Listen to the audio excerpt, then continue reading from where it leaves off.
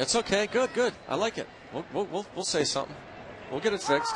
19:04:35 they started this game. Or 7:04:30. 7:04.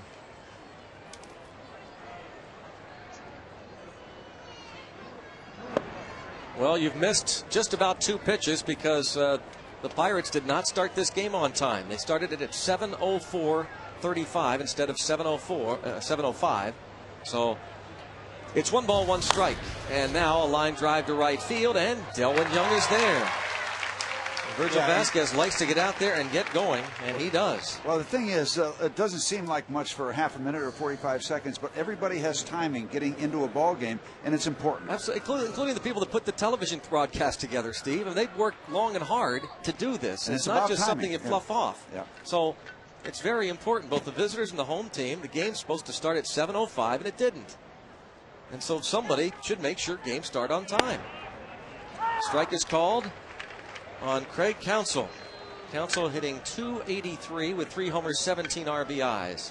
We'll watch Virgil Vasquez closely. And we'll watch him very closely in the first inning. This is where he has really struggled. And there's a base hit after the line drive. Line drive hit, a line drive out. We check the rest of the lineup. Ken Maka has, brought to you by Southwest Airlines, Felipe Lopez, Craig Counsell, Ryan Braun, 1, 2, 3. And then it's Prince Fielder, Mike Cameron, and Corey Hart, J.J. Hardy, Jason Kendall, Braden Looper.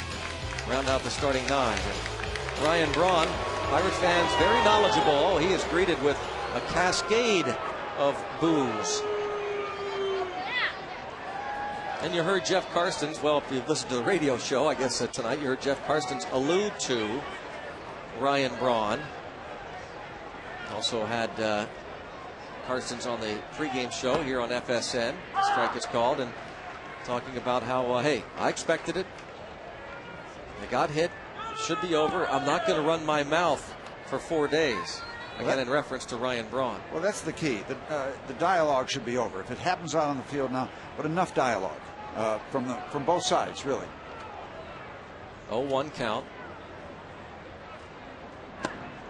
Braun takes a strike. Ryan Braun was 2 for 5 last night. His 9th inning home run hit over the right field wall was his first since June 25th. Now, I'll make one other comment. There's nothing to say it couldn't boil over again because there is a history. Now, if somebody gets hit and there hasn't been a history, you're going about your business. But now with this history, you can see what happens. And it's not just this year. Right. It's been a couple of years. Remember the incident with Matt Capps and Prince Fielder? Fielder crossing the plate and pounding his chest after he had been hit by a pitch and scoring the game-winning run, a walk-off, and kind of showing up the Pirates in Milwaukee. I mean, all that, as you say, Steve, goes into the file. And so there's a foundation. There is a smolder. No pun intended. 0-2 the count. 1 ball, 2 strikes on Ryan Braun with Fielder on deck. Matt Capps, he wasn't a bit happy about last night. He had some choice words. Well, let's get back to Virgil Vasquez. 1-3 with a 6.52 ERA. Won his first game in the last 3 games. 13 innings, 12 earned runs. He needs to have a good start and has to begin here in the first inning. The grand slam given up last time out against the Phillies in the bottom of the first inning. The overall numbers for Virgil. And for him to be successful, he's got to pitch out in front in the count. Very simple. Nicely done there with a good fastball down and then tying Ryan Braun up. So you pitch out in front, they can't afford to take that pitch right there. If they're ahead in the count, they might take that ball. Oh, a good pitch there. Nicely done. Fastball inside corner. Well delivered.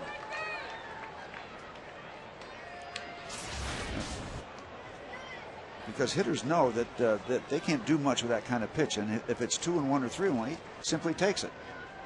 Can't afford to when he's behind in the count. Vasquez, he's not a flame thrower by any stretch. He's a control guy, a strike thrower most times. Now, he had great control in the minor leagues. Hasn't been as good in his 4 previous starts for Pittsburgh. Fielder with 24 homers, tied for 5th in the league. His 84 ribbies are 2nd behind Albert Pujols. And this ball driven deep. McCutchen back, warning track, and he is there. Counsell left stranded. Bucks come to bat.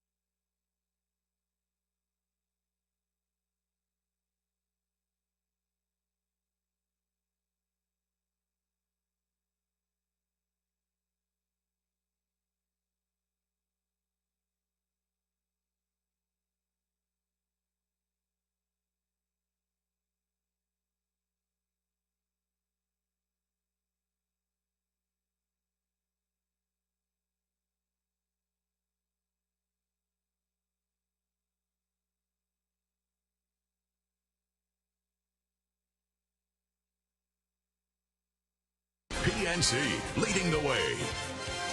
By Southwest Airlines. Southwest Airlines is ready when you are. Go to southwest.com. Grab your bag. It's on.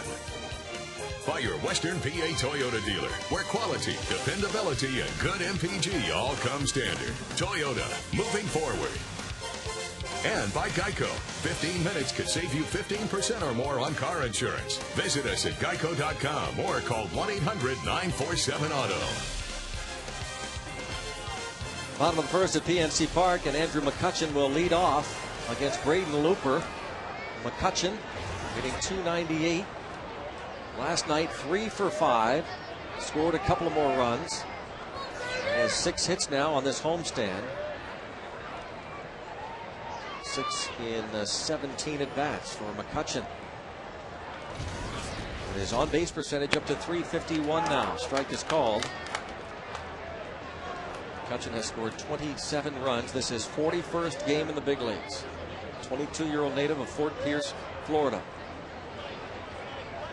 0-1 count on McCutchen. Braden Looper's pitch is a ball, 1-1. He's a veteran right-hander. It's hard to believe that Braden Looper has been around. This is his 11th major league season. Started out with the Marlins, sometime with the Mets, but found himself with the Cardinals. Backhanded by Hardy, and he throws out McCutchen from Fort Meade, Florida. The native of Fort Meade, Florida, is thrown out 6-3, one away. And check out the rest of John Russell's lineup, brought to you by PNC. Freddie Sanchez will come to the plate, and Garrett Jones. Be followed by Ryan Doman, Adam LaRoche, Delwyn Young, and then Andy LaRoche. Ramon Vasquez starting for Jack Wilson with a tight hamstring. Virgil Vasquez on the mound. And Looper 8-4 with a .495 ERA. Great offensive support for Braden Looper when he has made his starts.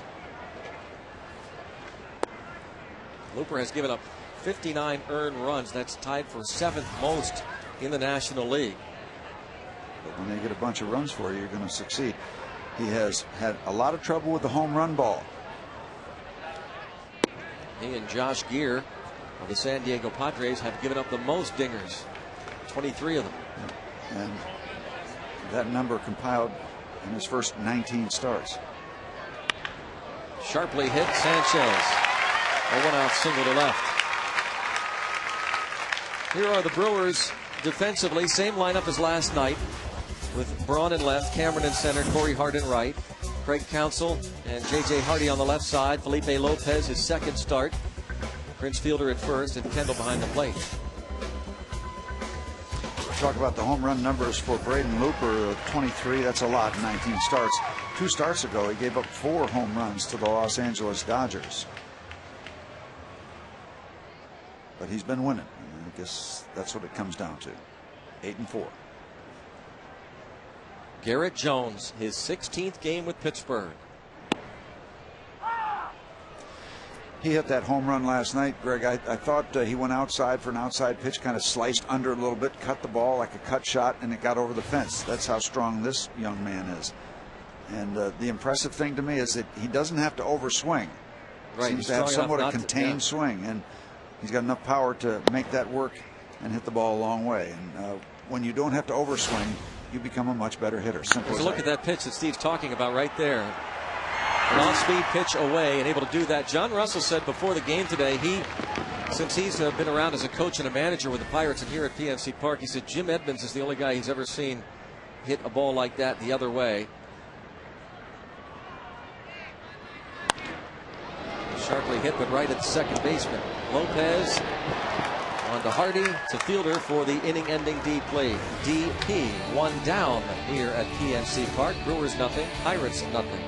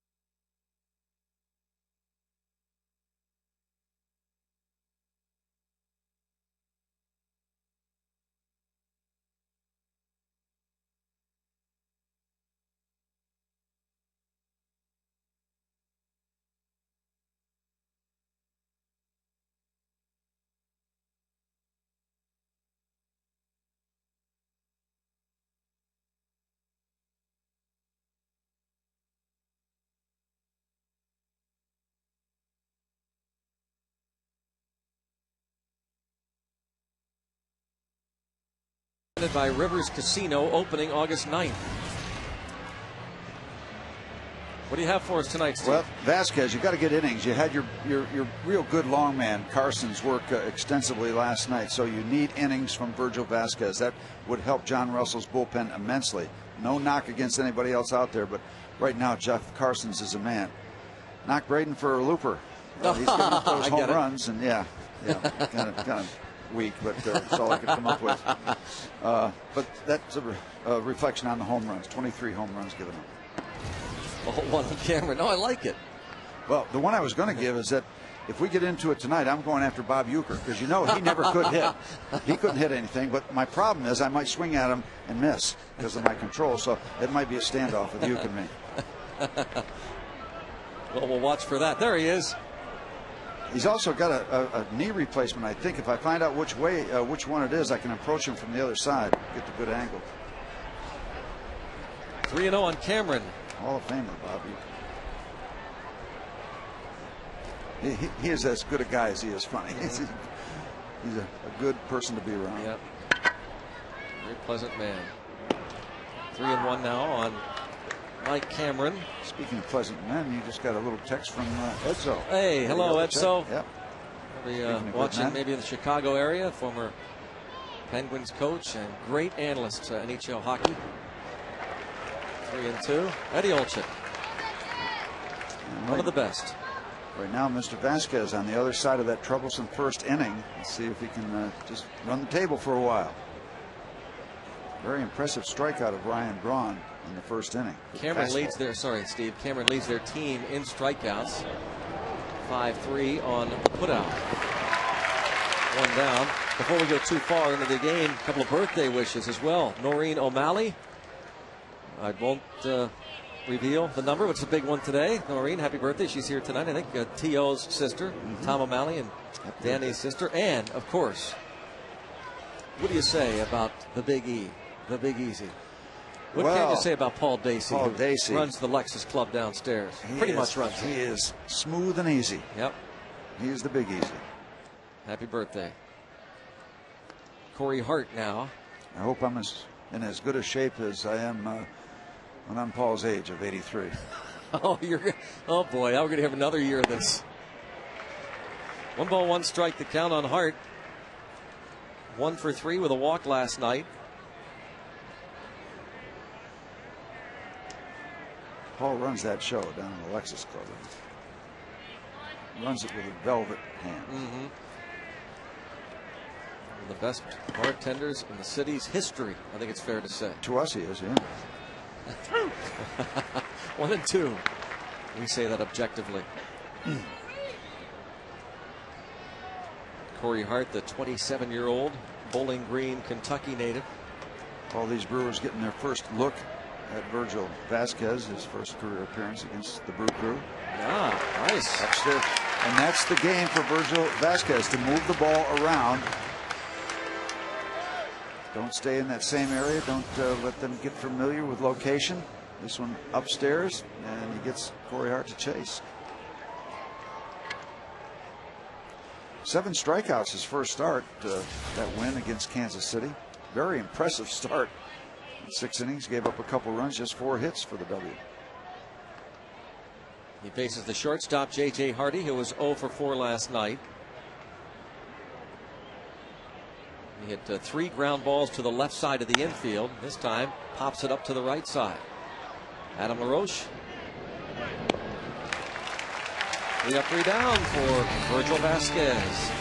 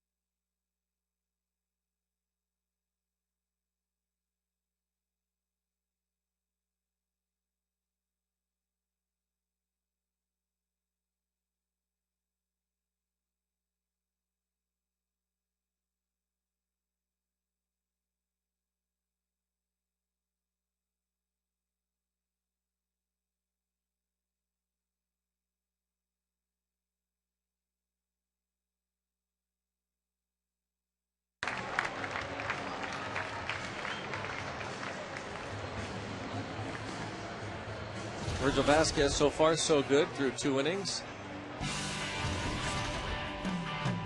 AM, PM, all-you-can-eat seats are back by popular demand, just $35. 5 more on the day of the game. You can get outfield reserve tickets, all-you-can-eat hot dogs, hamburgers, nachos, popcorn, peanuts, ice cream, soda, and a salad. Go back for more food and drinks as many times as you like. For tickets, visit pirates.com/all-you-can-eat. Take it from those folks. They love it.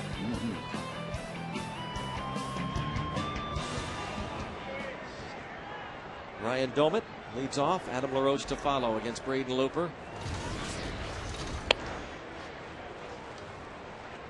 We were talking a little bit about Looper, his early career, all out of the bullpen with Florida and Mets. First year with the Cardinals. The last 2 years of the Cardinals, they made him a starter. He won a dozen games each of those last 2 years. So much work out of the pen. And all of a sudden, it looked like the Cardinals saw something they liked. So that he could go out there and start a ball game. And lots of starts the last 2 years with the Redbirds. Dave Duncan hit on that. Another one of those reclamation projects. Looper was pretty good in the bullpen, but take a guy that had been a reliever as long as he was and make him a 12-game winner back-to-back seasons. That's pretty impressive. Yeah, not only the 12 wins, but 33 starts last year. I mean, he just wasn't out there every once in a while. Held up fine. Yeah, you're right. Yep. And he's not a kid. He's 34 years old. Been around a while. Took a while to sign. Middle of February, and a fly ball on the 3-1 pitch to right field, Corey Hart.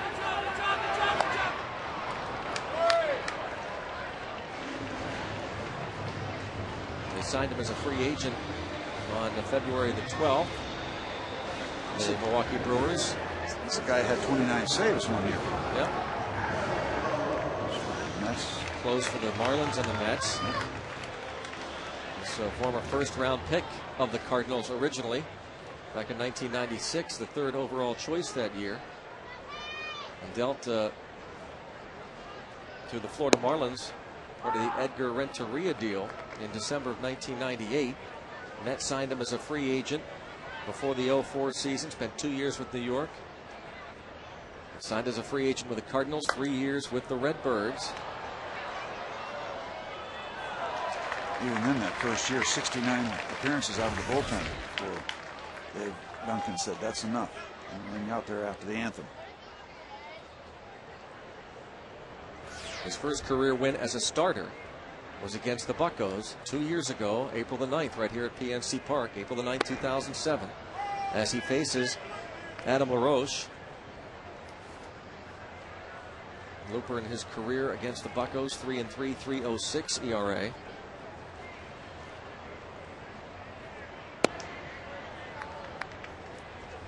Two and two.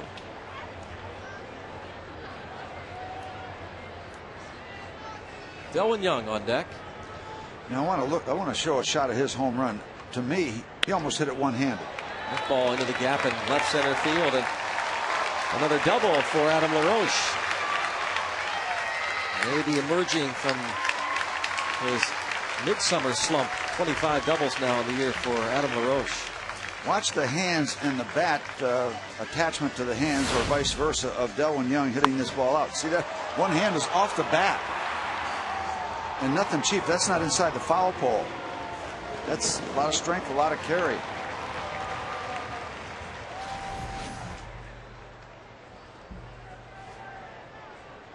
His 4th home run.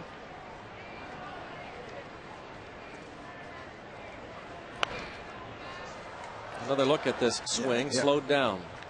If we can stop it right after the contact is made, right about there, the hand is leaving the bat. That's pretty impressive. And a guy that most people don't consider to be a home run type hitter, more of a gap guy. It's better to be a gap guy than a stopgap guy. Here, here. And that's, I think, what people kind of thought when he arrived. But Pirates have bigger plans for Delwyn Young. He's still that person of interest, huh? Yeah. In his 9th year in professional baseball, the former Dodger.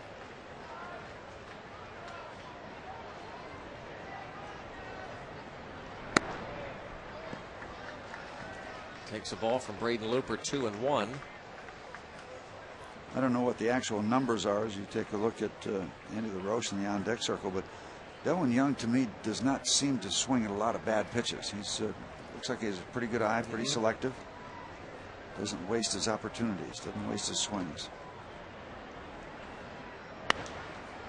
Pops this ball up to left. Braun. Oh, nice sliding catch.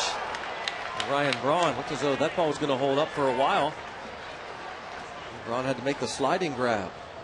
A long, long way to make this catch. Makes a nice catch and gets the courtesy, the tennis applause. Golf clap, yeah.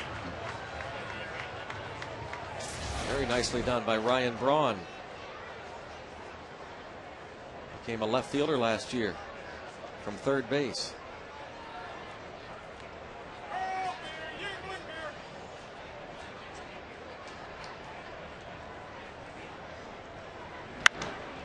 Andy LaRoche, a fly ball, and Cameron has it measured. You see the fly balls, though. That's what creates the home run opportunities. And Pirates come up empty, but they'll have more chance.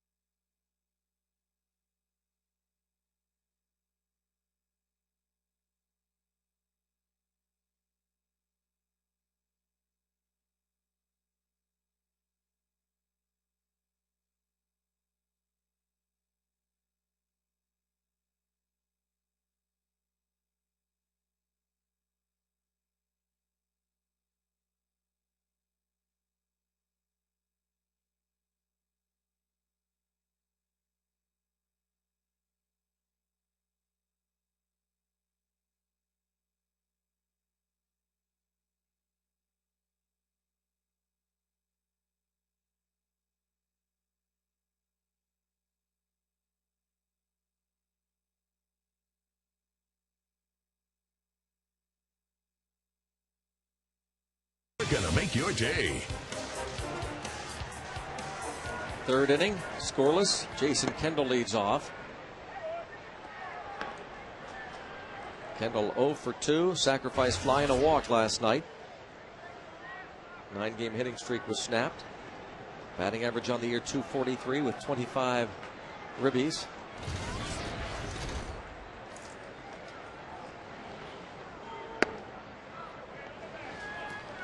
What might be interesting tonight is to keep track. Vasquez has only given up one hit, but when the hits come, and everybody's going to give up, their share of hits. I'm not saying he's going to give up a lot of them. It's a base hit. Yeah, literal base hit and a double for Kendall. But check out the counts. Here's a prime example: 2-0 count.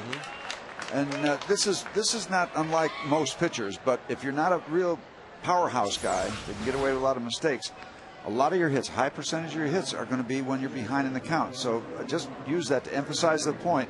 When you're pitching out in front, you got a better chance to succeed. Jason Kendall finds third base.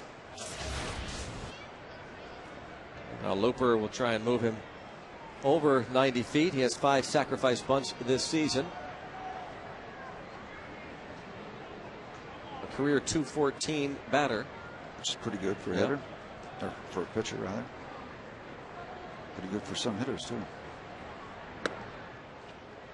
And takes ball one. They'd like to. Adam LaRoche was asking for an appeal, but Doma did not ask for it. Don't know whether Looper had pulled the bat back in time, but the Bucks don't appeal it. Adam's got a pretty good look at it, really. Yeah. Starts on the edge of the grass, and then he'll crash in. Nothing to stay at first for. Bunted toward third. Vasquez will throw to first to get the out there, and Kendall to third. Perfect sacrifice bunt by Braden Looper.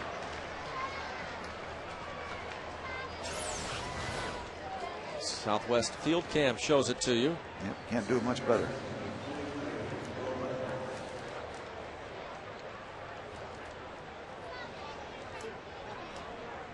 The veteran knows how to get it done, Braden Looper.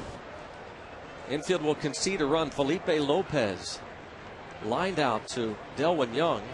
He was on base 5 times last night, 4 for 4 plus a walk in his Brewers debut.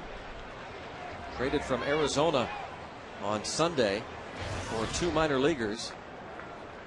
The veteran Felipe Lopez.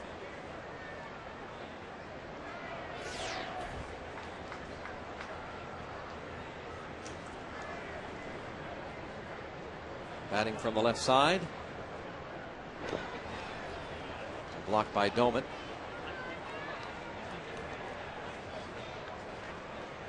See Ryan take off the mask as he should. Never forget that night in Dodger Stadium when there was a Pirate catcher that scooped up the ball in his mask, and Tommy Lasorda came up, and the runner came in from third base. I don't know the technicality of the thing, but you can't do that. That's why they take off the mask. Yeah, it happened this year also. Catcher did that. This ball bounced to first. Nicely done by Adam LaRoche, keeping his eye on Kendall the whole way and kind of looping around to tag out Felipe Lopez. Yep. Multitasking. Getting the ball and looking at the runner at third, and then taking care of the runner coming down the first baseline. A lot of things to take care of, keep track of, and he did them all. The Pirate catcher that was called for that for interference or whatever the official rule is when you grab the baseball with the mask was Angelo Encarnacion. Craig Counsell takes a strike, and it was done again this year by some big league catcher. Trying to move really part baseball of your with a mask. Yep, can't use your equipment. Set up inside on Counsell, who singled in the first. 2 for 4 last night. A couple of runs scored plus a walk.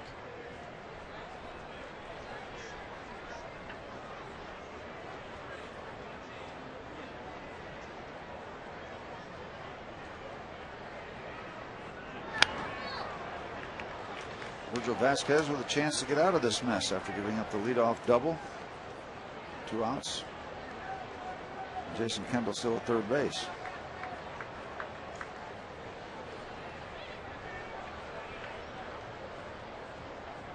One and 2 on Counsell. A big lift for Vasquez to keep that run from scoring after Kendall led off the inning with a double. And Counsell is hit. Putting runners at first and third. And Craig Counsell puts down the bat and goes to first base. Now, if anybody thinks that he wants to hit Craig Counsell with Ryan Brown in the on-deck circle, well, don't think that way.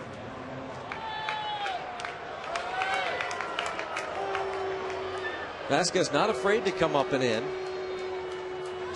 But he hits Counsell and now faces Ryan Braun, who struck out in the first inning.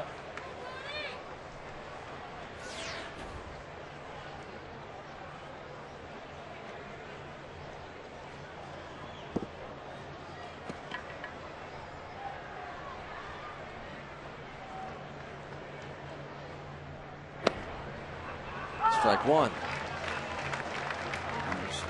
Good start to hit that with a breaking ball out in front and count. Puts the curveball in the batter's head.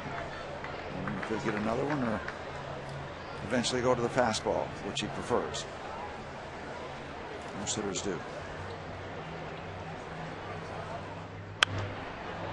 Popped him up. McCutchen. And the Brewers lead 2. Nice Virgil Vasquez has blanked the group through.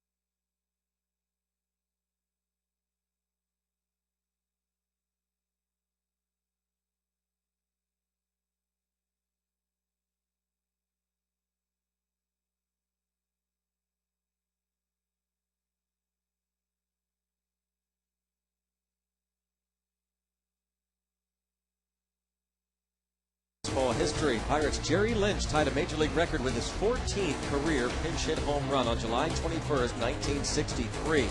That's our This Day in Pirates history. Thank you, Day Automotive. Jerry Lynch. What a good guy. What a nice man that you could learn a lot from as a young player when he joined the Pittsburgh Pirates. He played for different teams, but when he was a Pirate, real class act. Jerry Lynch. Another guy that you think about, one of the best guys, is Manny Sanguin. Well, speak for yourself. Every once in a while, we get a special treat. Yeah. Sanguin brings some of his barbecue sandwiches up. Oh, yeah.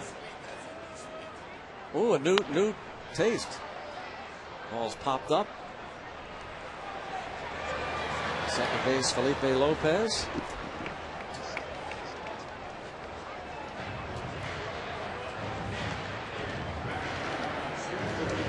Virgil Vasquez now at the plate.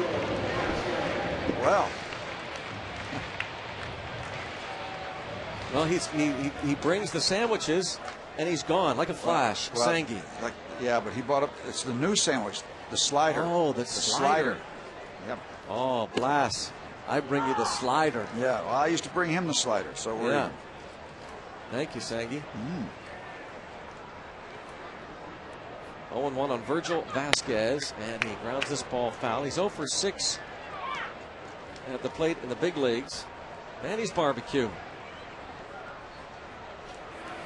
There's some great eats here at this ballpark. You talk about fresh, now that is cooked right in front of you, and you can go for it, and it's good. Nice.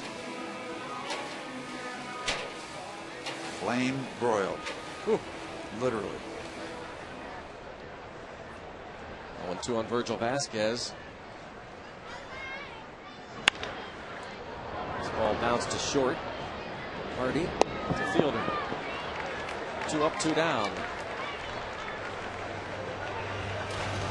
J.J. Hardy makes that routine play, and now it's Andrew McCutchen, who bounced out to Hardy in the first inning. McCutchen was on Pirates.com today, chatting live with Pirate fans. They had some great questions for him.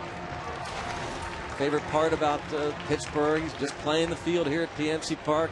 Thinks it's one of the best in the big leagues, especially the Roberto Clemente Bridge in the background.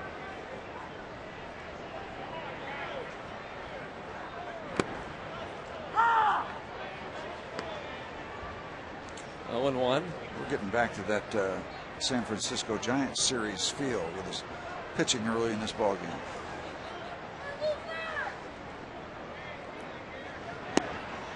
One ball, 1 strike. Says he believes Pirates fans, he's some of the most loyal in the league.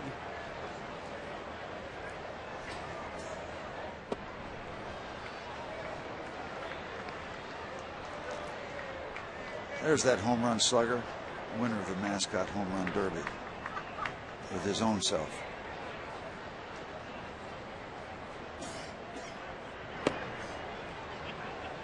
What do you think we'll talk about more down the road?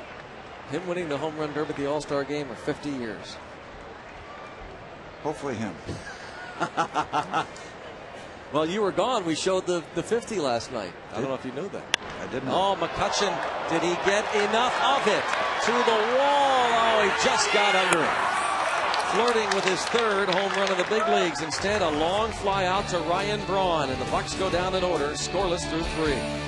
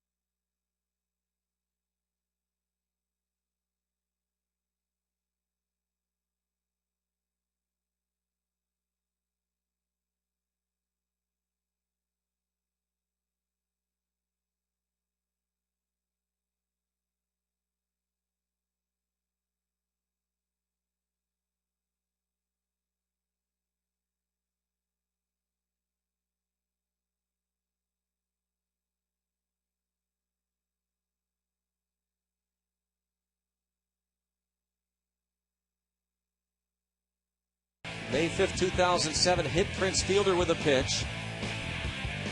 A lot of arguing Caps was thrown out.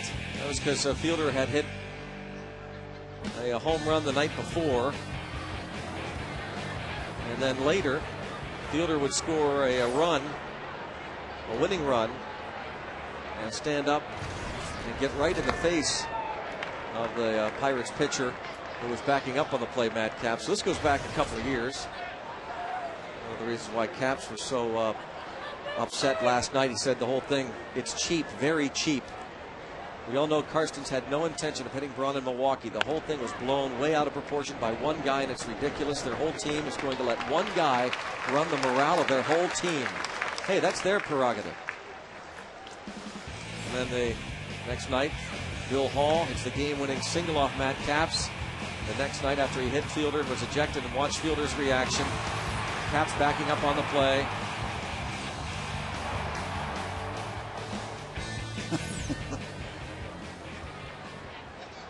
So it's not just last night, it's not just April. This goes back a couple of years now. And the fact that the Brewers, going back to last year, own the Pirates. Well, you know the professionalism is around most of the time, but every once in a while you see a breakdown. And you know the whole bottom line here, you got to examine, and you got to be sure if it's intent. A lot of times there's a gray area. If there's a gray area, you got to let it go. If it's blatant, then yeah, I see the reactions. But a lot of times it's in that gray area, and then come on. The whole thing is if you're sure or not. A couple of ground ball outs. Get to our Geico quote book from Jeff Karstens. They felt they had to do what they had to do, I guess. They had a chance to hit me in Milwaukee and didn't take it. They hit a few of our guys at the time and got Domit in the first inning. Of course, actually, the next night, 3 Pirates were hit after Karstens hit Braun. The next night, 3 Pirates were hit by pitches. Joe Kerrigan, or as Jason Kendall referred to him as, Dave Kerwin. Several times in the post-game interviews last night, Jason Kendall talking about a Dave Kerwin jawing at him, and Kendall was corrected by some of the writers. No, you mean Joe Kerrigan. Well, he kept up with the Dave Kerwin fictitious name. I'll tell you, and it's probably an oversimplification, but if you think somebody's hit you on purpose, you run out there and you go one-on-one with a guy instead of the posturing. Go get him. If you think he did it and it was uncalled for, totally uncalled for, you go out there yourself. You run right out there. You don't lollygag. You don't do this. You don't do that. Go get him. And that's a cleaner way. The report said that Kendall said to Karstens, hey, either go to the mound or go to first base, do one or the other. Now, Karstens said that that's not at all what happened. He said that Kendall said to him, you want to call somebody out, call me out.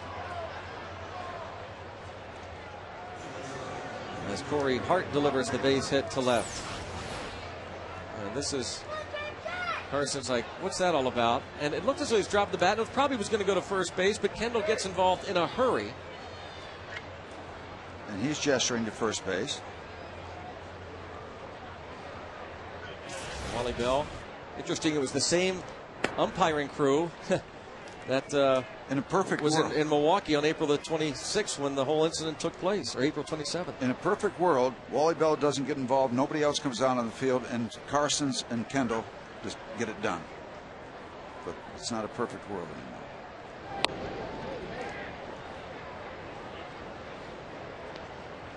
J.J. Hardy hopped up to Adam LaRoche his first time.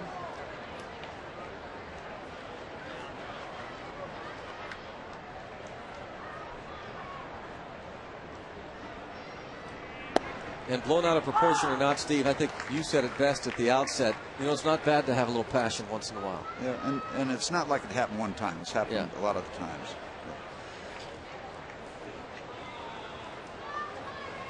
Hardy with 43 RBIs, 11 home runs on the year. Oh, and it looked as though maybe Hart was leaning. Hart had stolen 7 in 11 attempts. And I'm not leaning any one direction. I'm really not. I will say that, and I'll make this point, and it doesn't necessarily apply to last night. The longer you're around in the big leagues, the more you will recognize whether it's intent or an accident or in that gray area. 1 ball, 2 strikes. And it was more than just what you saw at the plate last night, too. It was what you saw on the screen, going back to last year with Fielder. It was the fact that Ryan Braun referred to Jeff Karstens as, quote, a kid. When the last that's condescending. April, that's very condescending. Yeah, I mean, Karstens has about as much, close to as much big league time, I think, as Braun. I'm not positive. What's the difference in age? Not much. Right. Not much. Yeah, that's a demeaning description. That's he said, I guarantee you that kid wanting nothing to do with it, talking about being hit by a pitch last, it came from somebody else. In other words, the Pirate bench, in other words, John Russell. Liner to the gap in left center. McCutchen cuts it off, and he will hold. Oh, brother. With the throw, at least he holds Hart at second. Hart, strong arm, but unfortunately there's no base there.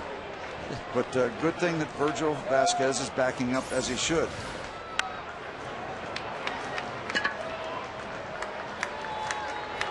Again, the Southwest Field cam. Boy, he let go, as you say, Steve, a flyer. Right there. First and second for Jason Kendall.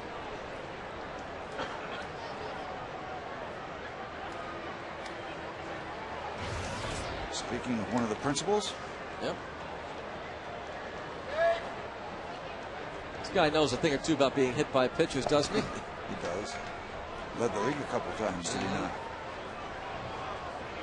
Certainly up there in career hit by pitches. And Kendall this season has been hit 8 times. And Vasquez behind in the count, 1-0. Here's what we're talking about. He's going to get away with it here. Fly out to McCutchen, and Vasquez has now put up 4 zeros, matching Braden Looper. Bucks come to bat in the bottom of the 4th.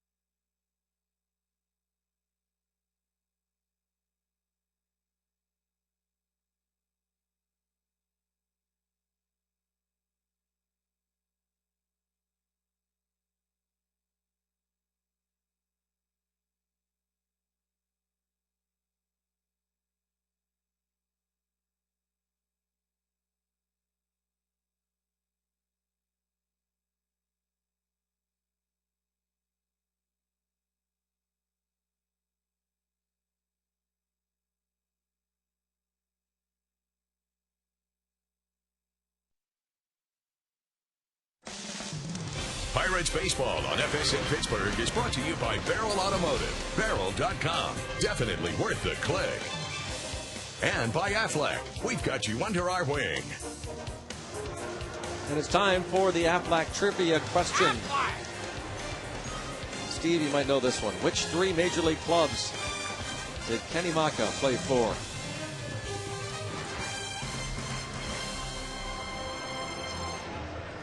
You certainly know one. Everybody knows. Come on. Anyone watching this game knows. Yeah, the Kenny Expos. Maka. Yep. Oh. The Pirates, hometown guy.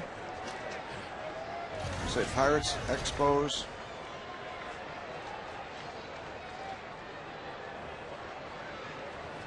In Florida.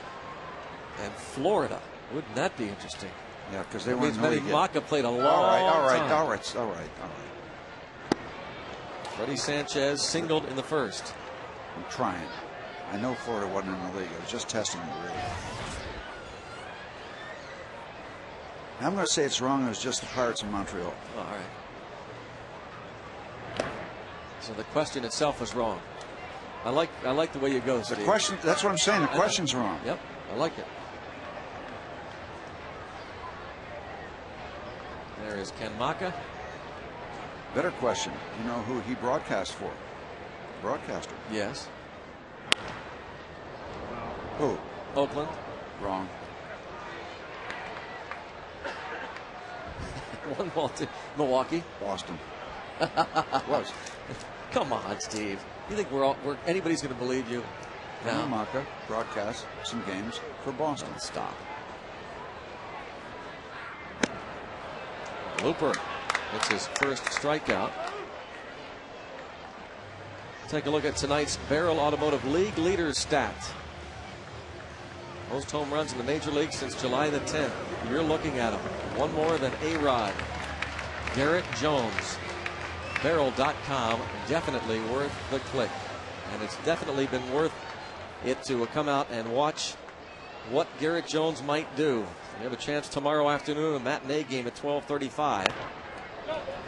Concluding this post All-Star break homestand. Paul Maholm for Pittsburgh against Jeff Suppan. And check out how popular these weekday games have been. We've had a great response. So come on out and be part of the crowd. Yep. It's a fun afternoon. Business person special. And before the game, you can come on out to the Trib Total Media Hall of Fame Club starting at 11 a.m. to 12:30 p.m. and get some autographs and say hello to some Pirates legends. Dick Groat, Bill Verdon, Jim Rooker. And then see Paul Maholm aim for his 7th win.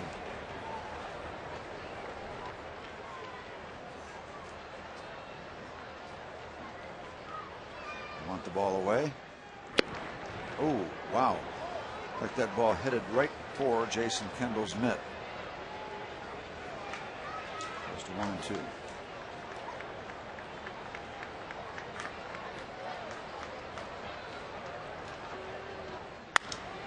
Bounces it to second. 2 away. Aflac trivia question. Again, 3 teams for whom Ken Maka played. Pittsburgh obviously won. Montreal certainly. And the Blue Jays. And yes, he did broadcast for the Red Sox. Of course, a successful manager with Oakland.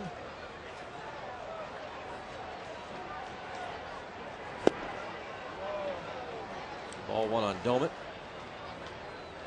Under Ken Maka's leadership, the Oakland A's won 96, 91, 88, and 93 games respectively. They won the American League West in 2003 and 2006. With the Buccos as a player in 1974 and again in 77 and 78.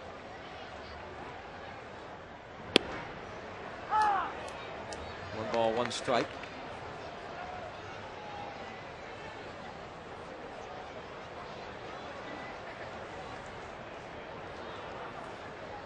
On deck, Adam LaRoche.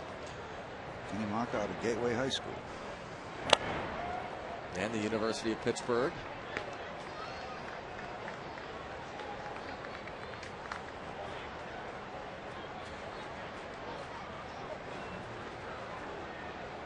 Kenny Mock actually replaced Dale Swaim, who was an interim manager after replacing Ned Yost very end of last season.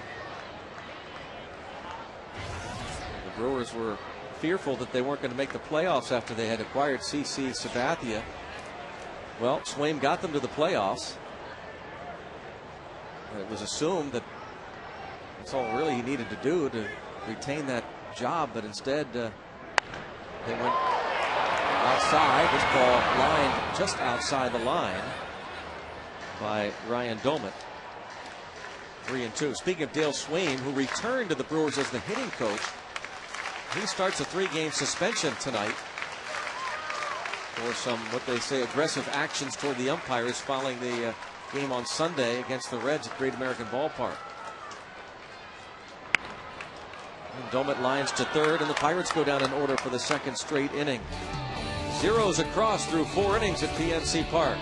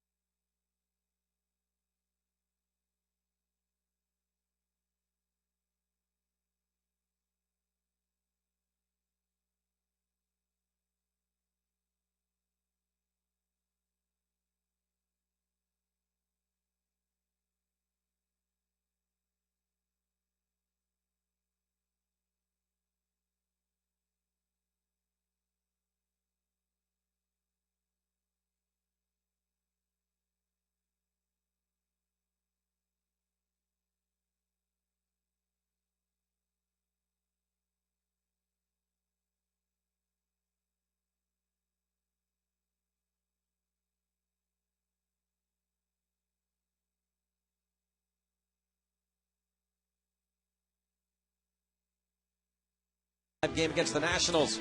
You don't want to miss this great country music chart topper, Jody Messina.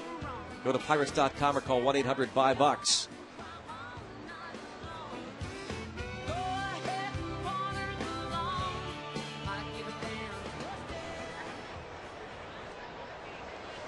I don't know, that's a great segue. No, she's not. Braden Looper.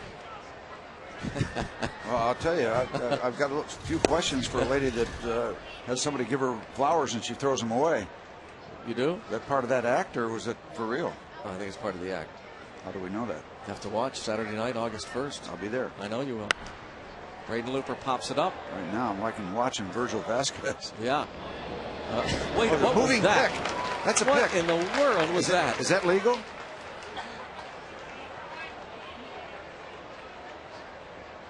That's the second moving pick that Sanchez has been involved with this homestand. Watch this. It looks as though Adam Lord's saying, I got it. There was a miscommunication there because Adam backed off late and then Freddie had to lunge, and so I don't know if they're on the same page. Oh, base hit for Felipe Lopez with the third baseman Andy LaRoche drawn in to protect against a possible bunt. Hits it past the left side. 2009 Pirates baseball on FSN Pittsburgh, brought to you by Southwest Airlines. Southwest Airlines is ready when you are. Go to southwest.com, grab your bag, it's on. Pop Night, there'll be another one in August. A very popular promotion.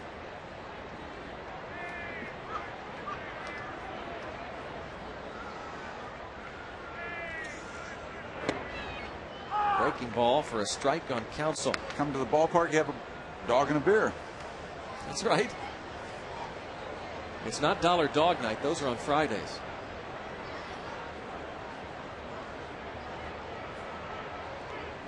It's unbelievable how many people bring their dogs out to these games. Uh-oh.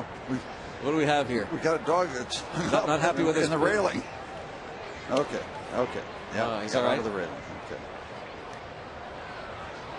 We just got 1,000 phone calls. Make sure that dog's all right.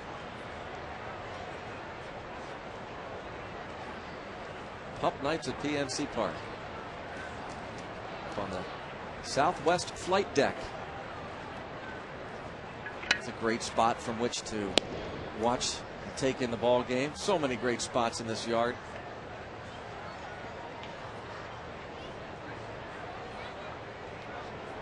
Talk to people who say they like to come out a handful of times a year and buy different seat locations just to experience those different sight lines.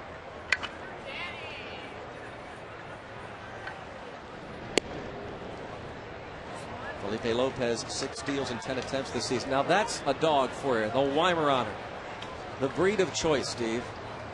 Calm, cool, quiet Weimaraners. Tell me about the Weimaraners you've had 3 years and why you have this nervous tick. I've grown up with them all my life. Line to right.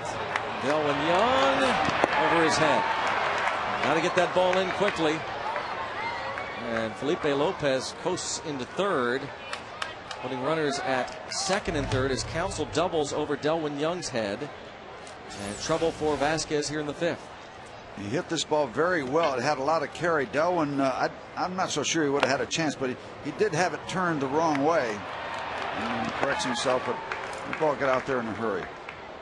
So he turned this way and then turn back, but I think that ball's against the wall.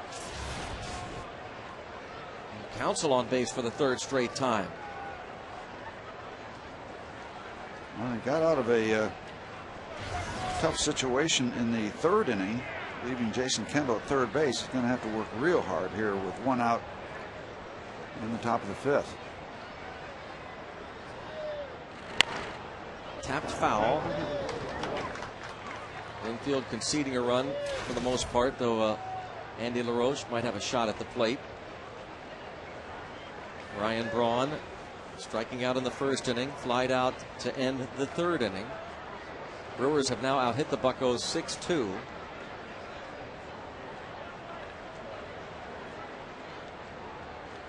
For Vasquez, his first career appearance against Milwaukee. Good fastball following the curveball gets him out in front 0-2.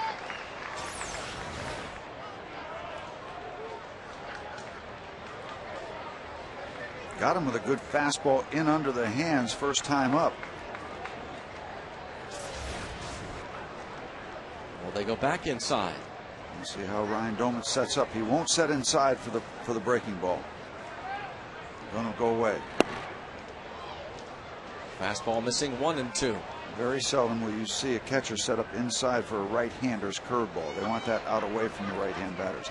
A lefty is up there. Well, sometimes they'll do that to try to bounce the ball in, get it under the strike zone. Well, they went away with the fastball. Breaking ball, bounce to third, chance at home. Oh, nicely done by Andy LaRoche. A quick out at the plate. Nicely done by Andy LaRoche, but also keep in mind Virgil Vasquez found a way to keep the ball in the infield. So you give double credit there to the pitcher and then the play made by Andy LaRoche. Good stuff, and he's got a chance to escape again. Looked like the breaking ball after the two fastballs. Nice clean play by Andy. Take it on the short hop and a good comfortable feed into Ryan Doumit. Now we want to talk about what we want to do with Prince Fielder.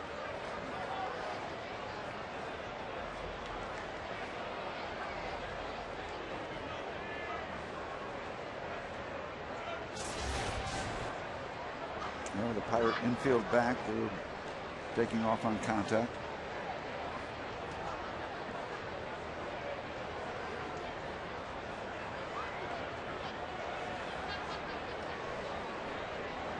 You know, you almost wonder there's Lopez. Yeah, if he stops, then you got gets the into chance. a bit of a rundown and allows Braun to get to second base. On the other hand, they walk Prince Fielder after that. Yep. Yep. which they could still do. You wonder if they Well, they're talking about working around him. Now look at the creeping in from Counsell from third base in case nobody's paying attention. Well, he can go halfway with LaRoche having to play well off the line with Prince Fielder, so Counsell knows he can creep down even further. And lined into right field, so the Brewers strike first here in the 5th inning. Prince Fielder drives in his 85th run of the season, and Milwaukee takes a 1-0 lead. Not waiting around. First pitch delivered. And we have the first run of the ball game, and that's a good bit of hitting as he went downstairs, not just downstairs like most left-hand hitters want to do, but kept the hands in far enough where he could keep the ball fair. A lot of times you go down, get that ball, and you will rip it foul. He was able to get the arms out in front, keep the hands back, got himself a base hit and an RBI. Fielder, who drove in 102 last season, already with 85 this year. Broken bat, fly ball to left. The Brewers get one as 6 men come to the plate against Virgil Vasquez. 1-0.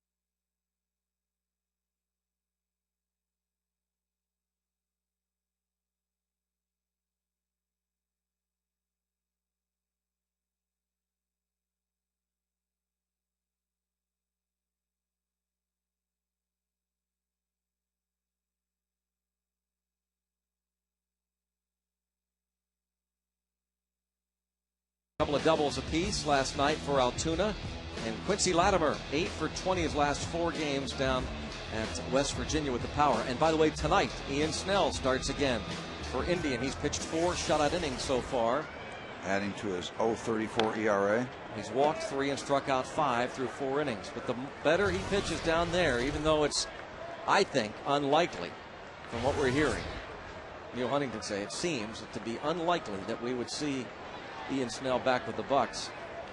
You would think the closer we get to the deadline, the closer you get to playoff baseball, the teams that are desperate for pitching, looking for starters, even though Snell comes with a significant salary, I think some teams are going to come calling. Maybe. You wonder if Virgil Vasquez, if he continues doing what he's doing so far, if that clouds the issue as we get closer and closer to the quote-unquote trade deadline, which is not the big item everybody thinks it is. There's a lot of dealing, wheeling, and dealing after that. But we're coming close to July 31st, that date. And Virgil Vasquez, who needed a good start tonight, has delivered one to this point. Yeah, there he is, and Virgil then some. Vasquez. Absolutely. But speaking of deadlines, the Blue Jays apparently have set July 28th as their deadline to trade Roy Halladay. I wonder why not the 31st. Yeah. Good question. I mean, why not wait till the deadline, right? They changed the date? Yeah. J.P. Ricciardi says it's probably not going to happen, but that might be posturing. Well, isn't it true that when you buy something, you have 3 business days to to decide whether Yeah, you would that's like right. the product or Take it not. back. Maybe that 28 to 31. Chardy said nobody's really stepped up yet.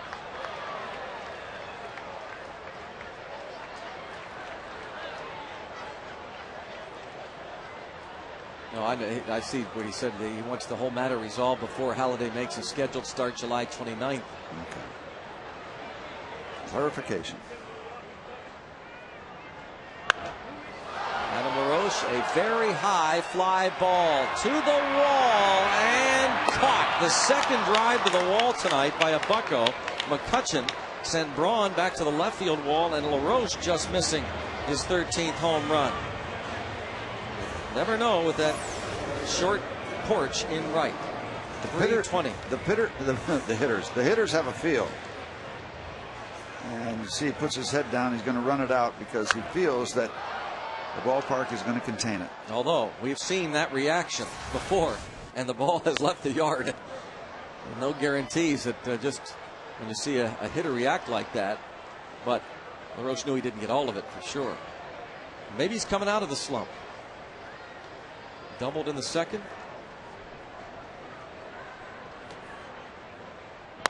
Delwin Young lines it to right field. He has extra bases. He was retired on a fine catch by Ryan Braun on his fly to left. Here he doubles to right. Continues to impress with his hitting ability. Just continues. Sixth double since being acquired from the Dodgers in April. Another look.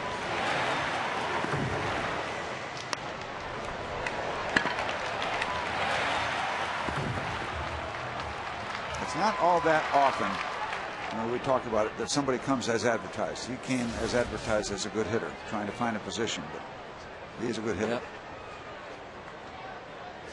In scoring position for Andy LaRoche. And by the way, you pay attention to these kind of things, all kinds of numbers. You can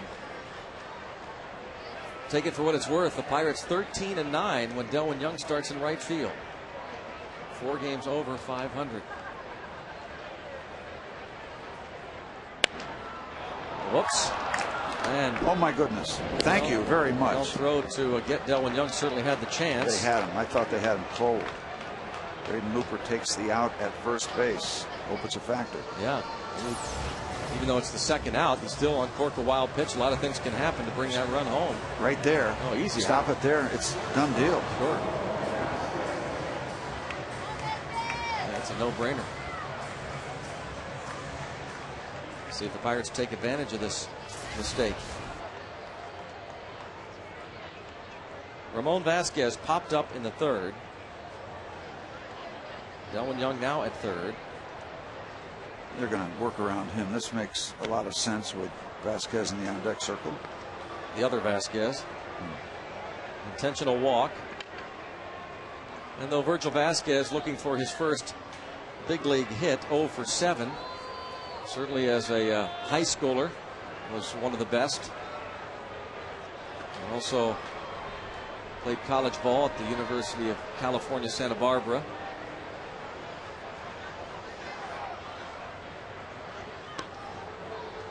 Watch Braden Looper react knowing he made this mistake. Throwing to first base when he had the easy out between second and third, like, oh man. Body language. Bill Castro wants to talk about how we're going to approach Virgil Vasquez. This is quite flattering to Virgil, isn't it? Sure. You better believe it is. I don't think we've ever seen this before. Yeah. Conference before Vasquez. Let me tell you what I got on the report about this guy, fellas. Well, he did hit 406 with 8 homers and 39 RBIs his junior year at the Santa Barbara High School. And hit 440 as a senior. And then went on to play 3 years, again, college ball at University of California, Santa Barbara. The Tigers drafted him in the 7th round. Priority 1 here. Make sure you get a strike because every once in a while Looper can get a little wild. But got a strike 1 after. For the final out, Pirates leave 2 and through 5 innings at PNC Park. It is a 1-0 Brewers advantage.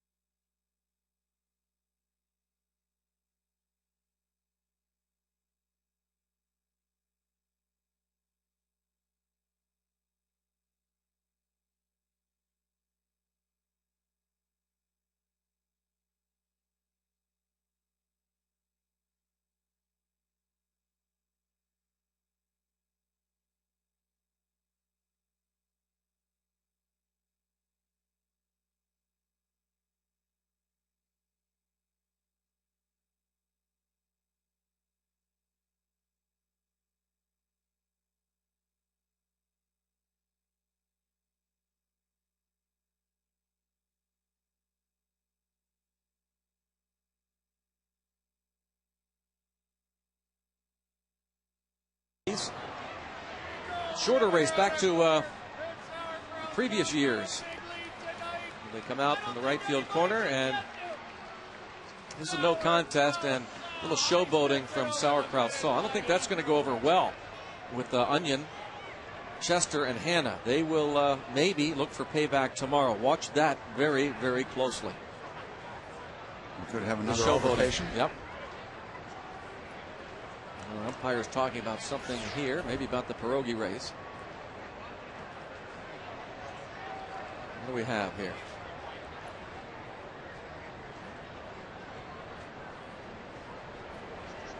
Oh, the sign behind home plate is apparently malfunction. Not a wardrobe. Now it's white. You don't want that. A bright white. The infielders will have trouble. Now we got some time. Check out how we got to this point. Tonight's summary brought to you by A&L Motors. Prince Fielder, the RBI single in the 5th, breaking the scoreless tie. Virgil Vasquez, so far the 1 run, no walks, couple of strikeouts, and Braden Luber, a walk and a strikeout. The Brewers have out hit the Pirates 7-3. That's tonight's A&L Motors game summary.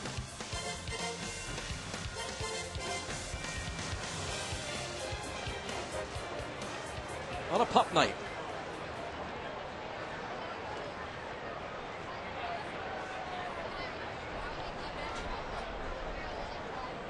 Corey Hart has struck out and singled. 6, 7, 8 men in the order against Vasquez. Keep him right there, Virgil. You're doing just fine. 1 run through the first 5 innings.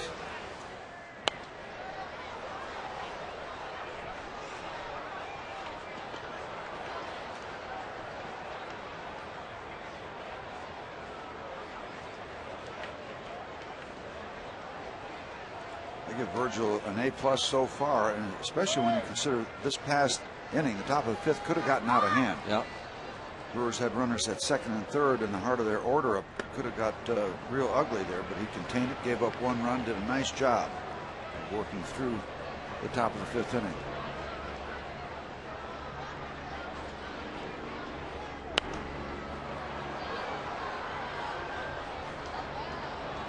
Spays 1 and 2 on Hart. Virgil Vasquez, we said, was drafted by the Tigers, spent some time in the minor leagues, got a brief look-see in 2007, 5 appearances, 3 starts, 8.64 ERA. 2 and 2. He spent all of last year at AAA Toledo with the Tigers.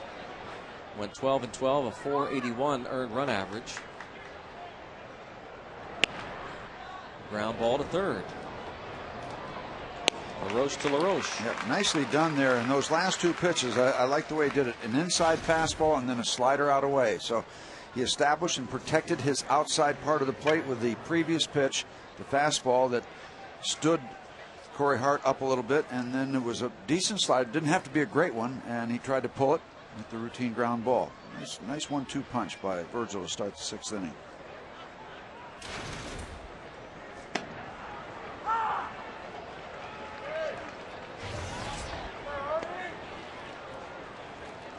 Hardy has popped to first and singled into left center. Pops this ball up and going to drift out of play. Domet and Vasquez over.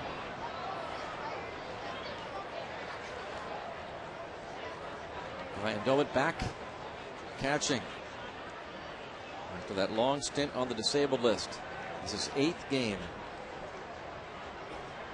returning to action. 0-2 on Hardy.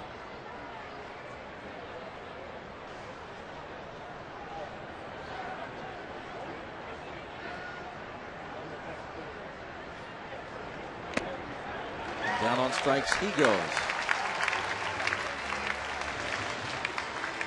1-3.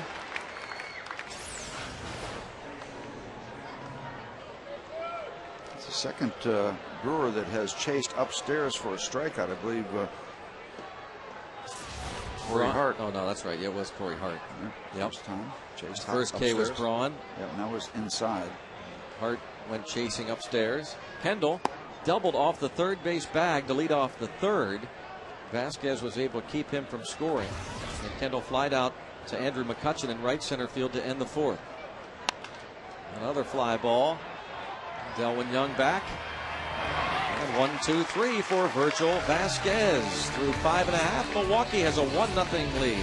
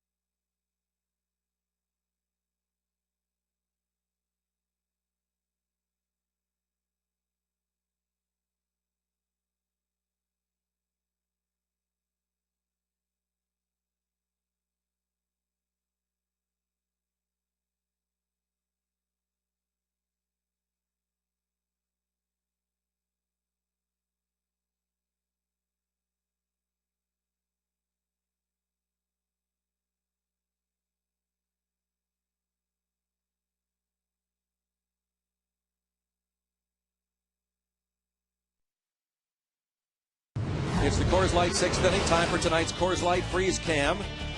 Remember this play? The pop-up, right side. Looks as though it's Adam LaRoche, Freddie Sanchez. They freeze before Sanchez makes the catch. Coors Light Freeze Cam brought to you by Frost Brewed Coors Light, the world's most refreshing beer. Yeah, that's the last second slide step over to make the play to avoid embarrassment. Hey, it's time to get on the board. And McCutchen will lead things off. Last time out for Braden Looper, it was a win, but just 5 1/3 innings, giving up 3 runs. He walked 5 in that game. So I was mentioning every once in a while he'll have a little control issue. 5 walks in 5 innings, but he got the win because the Brewers scored 9 runs for him in that win over Cincinnati. And as we said, he's gotten very good offensive support, but not so tonight. Just 1 run to work with to this point. See if the third time is a charm for Pirate hitters against Braden Looper.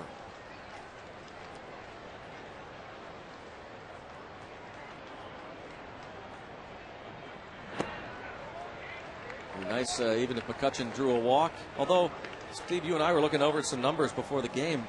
They just don't run on Looper. No. You know, you think at some point they test him a little bit, but it's not been the case. It might be here. 3-0. Not much happening offensively for the Pirates. Just 3 hits through the first 5.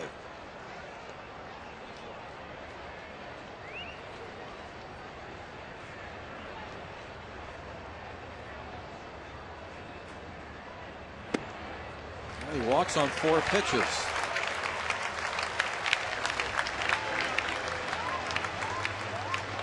Remember that 2 for 4 last year? I think we looked up just a couple attempts all last season against Braden Looper, who made his first 572 major league appearances out of the bullpen before becoming a starter.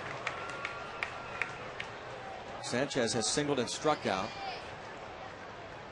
Just his 4th career hit for Sanchez in 17 at-bats against Looper. A slide step there for Braden Looper to get the ball to home plate quickly. You know, I don't know what the numbers are, and I don't think it's as important that we know what the numbers are for catchers throwing out people, because if Jason Kendall gets help from Looper, he can throw anybody out. He's still got a legitimate arm, and that's the case for most catchers, to be quite honest. You give them a chance, the pitcher gives them a chance, they're going to throw out their share of runners and then some. He's been much better the last couple of seasons. 21.6% thrown out this season, 11 out of 51. Here you see about 22% rounded out. He was abysmal 2 years ago.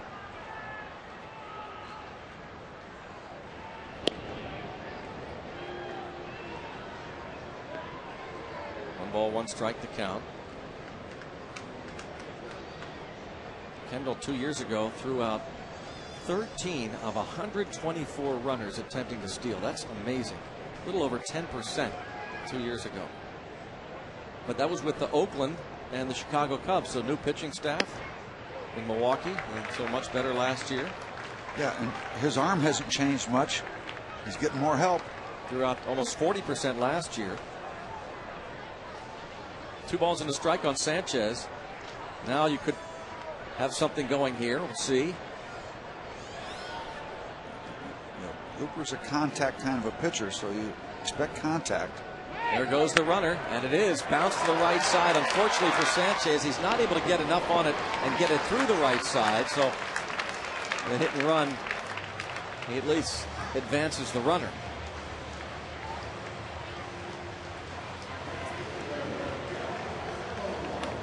And McCutchen off to the races. There he goes. Looking around, taking a look. The ball behind him, and he's at second. And we move on to Garrett Jones. But he doesn't quite get it over toward first base far enough. Garrett Jones now with a man in scoring position. Jones has hit into a double play to end the first, went 4-6-3, and he bounced to second in the 4th inning. So twice he's pulled the ball to the right side of the infield. Yeah, last time up, really noticeable that he had a pitch outside and tried to turn it back and pull it. And that creates those ground balls to second base. As opposed to last night when he had a similar location pitch and hit it over the wall in left field.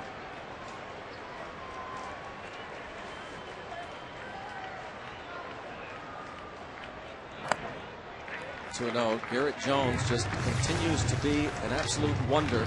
Most homers first 15 games with the Pirates. This is going back since 1954.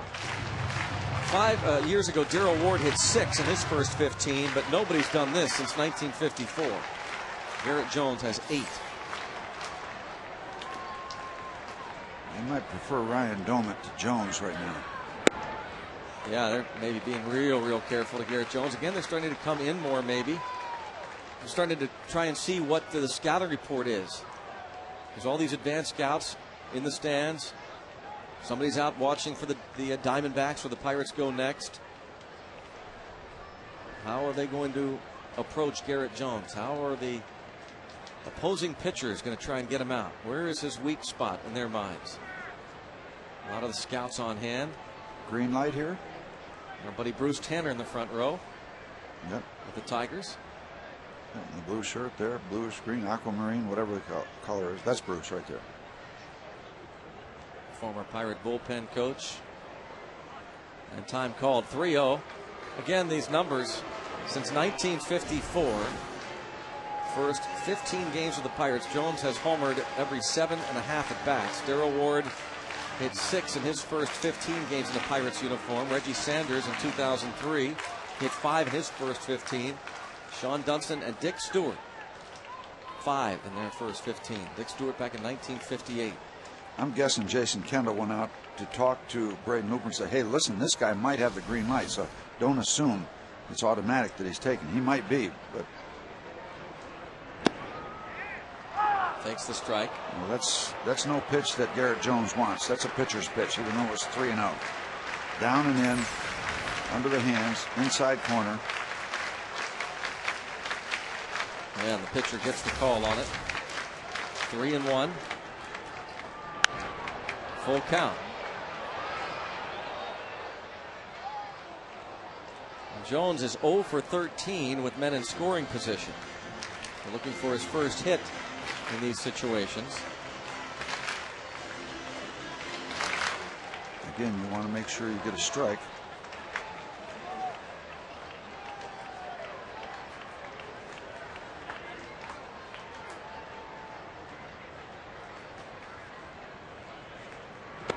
And he lays off.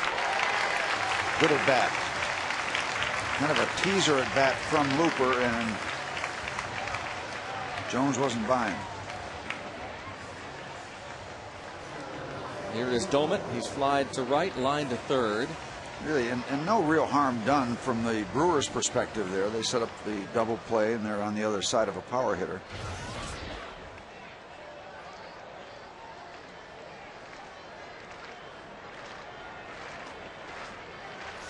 Cameron shading over. There's a few steps toward right center field, but basically straight away, very deep and right for Corey Hart.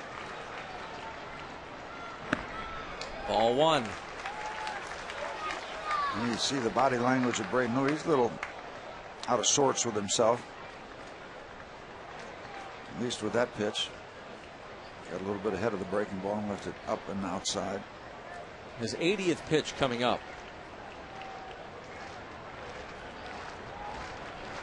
Got to step off with a shortstop at second base. Hardy sneaks in behind McCutchen. As we said, you don't see any panic in Braden Looper. He's been around too long. 11th major league season.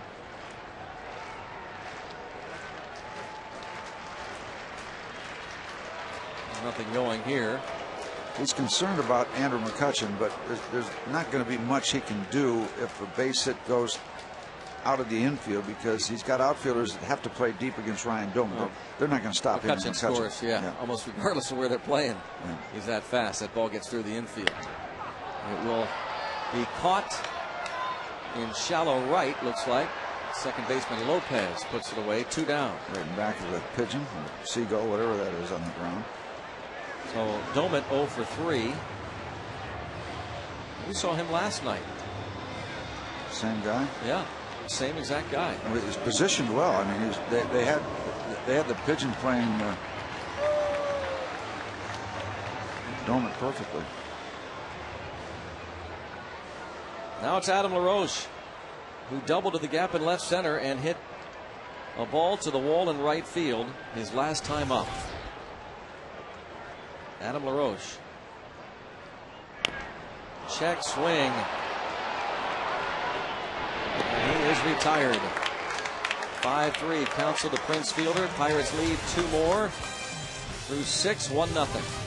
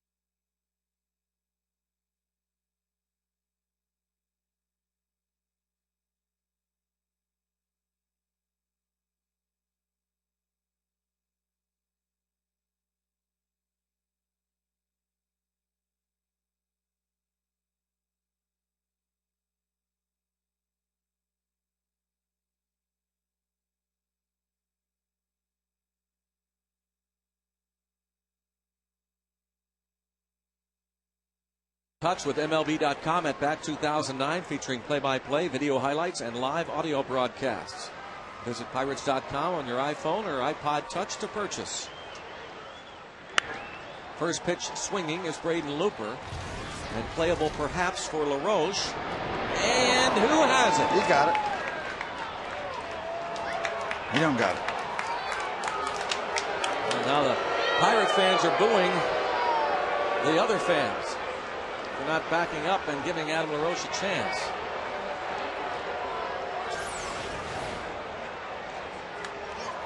Well, Adam stretched it out as far as he could, but the other glove gets it. Or was it the glove? Wow. Too bad. He'd have had a shot there. 0-2 the count.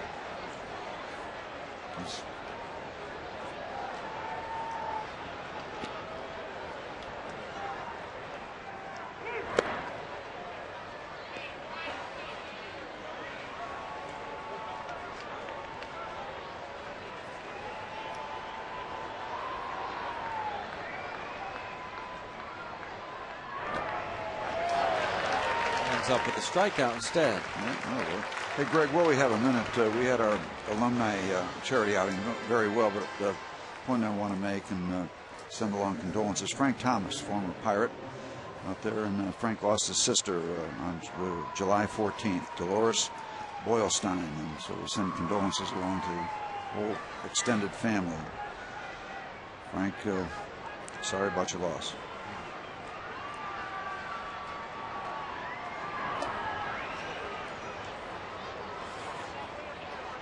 Felipe Lopez takes the ball.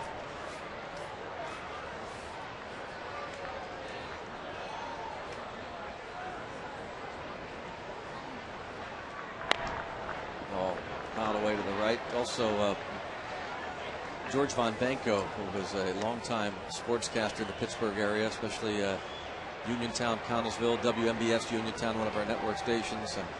He lost his sister suddenly this past week, so our condolences to him as well. Swing and miss, and to George's father.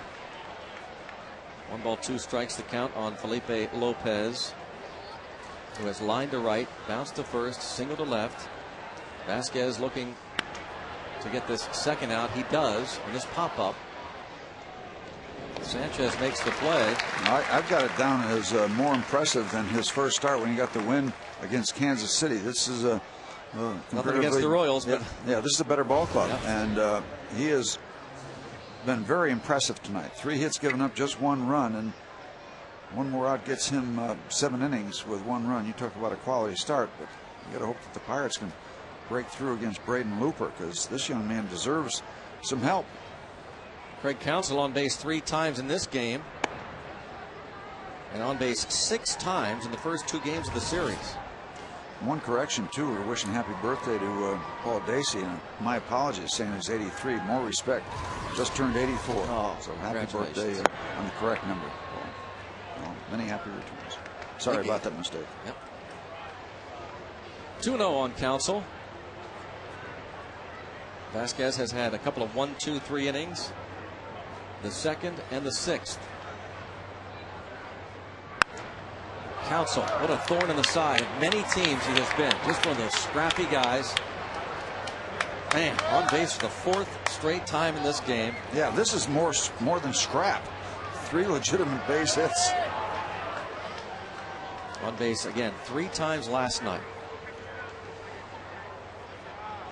Ryan Braun 0 for 3 in this one.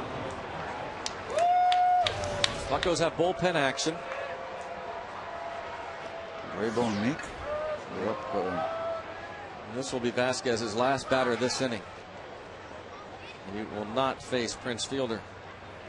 That will be Graybo's man.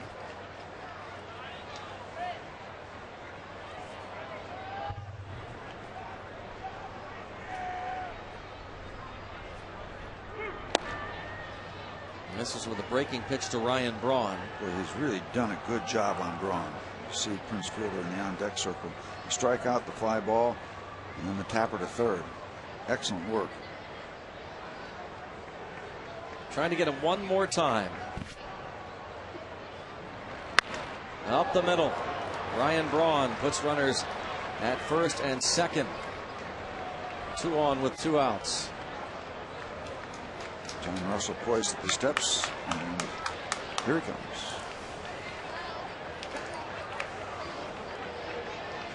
Vasquez scatters 9 hits to this point, 1 run, but responsible for the 2 on. And the game, the Pirates have 3 more shots, maybe not hanging in the balance here, but very well could be, coming down to this confrontation between John Graybo and Prince Fielder.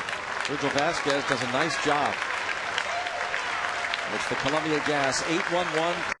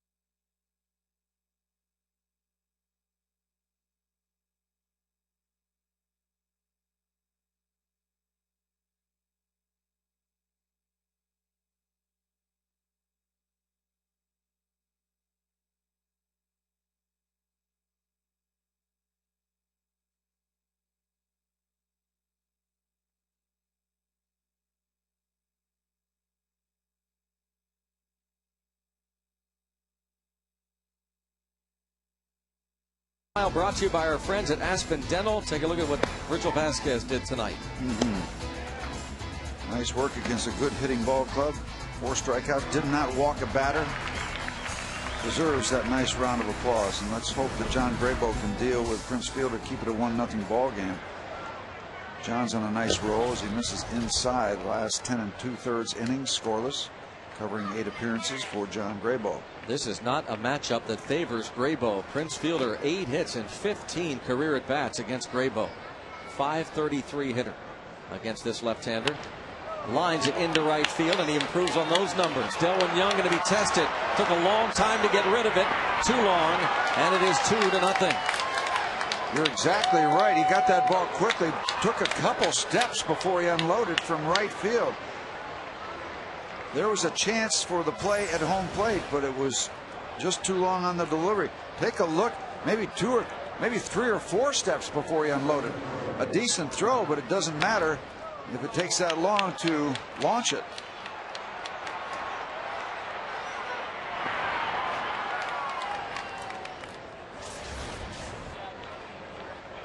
Delwin Young feeling more comfortable in right field, but not able to get that throw off to the plate in time. Prince Fielder, the RBI single.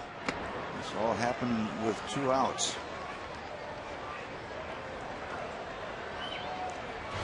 Mike Cameron 0 for 3. 2 quick outs, strikeout and pop up. Base hit, base hit, base hit. 2-0 on Cameron.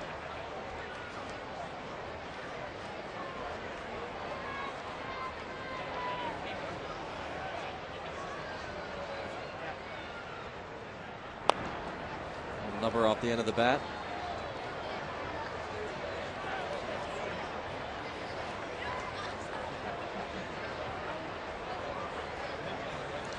Vasquez charged with now 2 runs and responsible for Braun at third.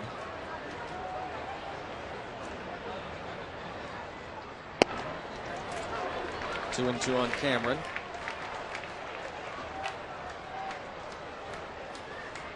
Cameron 0 for 4 with a walk in his career against Graybo. Yes, he did. Struck him out, but the Brewers strike for another. 7th inning stretch time. Milwaukee leads it 2.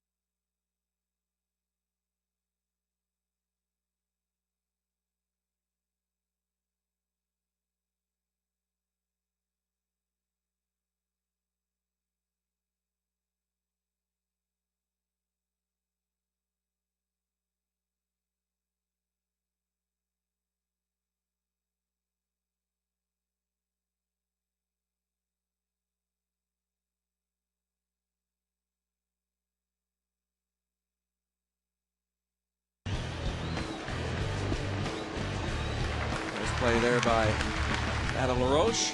And Andy LaRoche throwing to the plate to get Lopez, tonight's Mercedes-Benz E-Class Attention Assist of the game.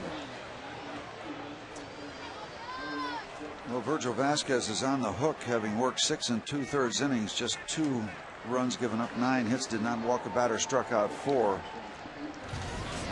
I had the feeling he even pitched better than those numbers would indicate. Did a whale of a job tonight.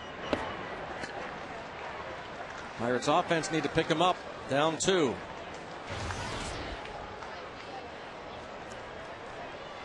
Delwin is kind of looking for a redeemer after that throw from right field.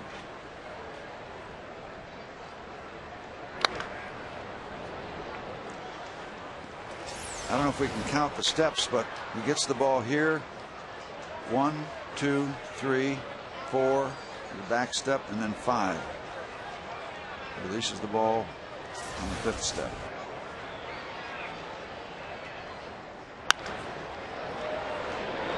Nicely done by Lopez. One hopper to get Delwin Young.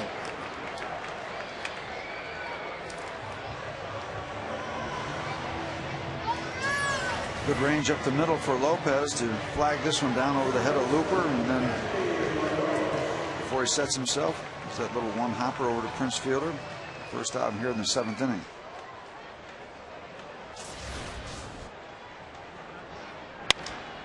And look out, the barrel of that goes flying toward the Pirates dugout, and Andy LaRoche has himself a broken bat single to right center. Just for clarification, Greg, you don't expect an outfielder to unload the ball with no steps. 2 steps, usually 2 steps you get unloaded. That gives you a little momentum, get your timing, get your rhythm set up, but 5 is simply too many. Yeah, and those are things that the Pirates are working on. In particular, Gary Varsho. And right now, that's a very secondary issue to the fact the Pirates aren't doing anything with the bats. Right.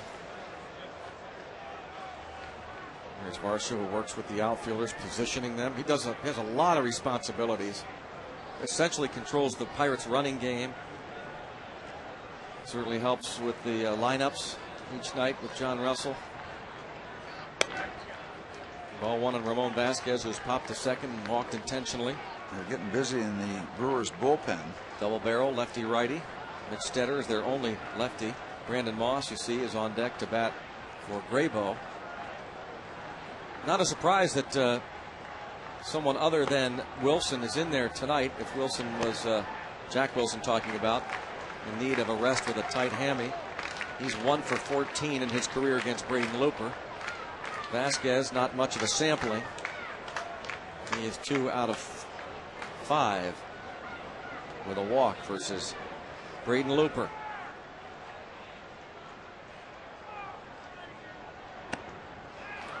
And Vasquez has shown a lot of patience. He's drawn his fair share of walks for a veteran player who does not get a bunch of starts. I don't think we have to worry about the green light here. The Pirates need some base runners. It's a take situation. He takes the strike.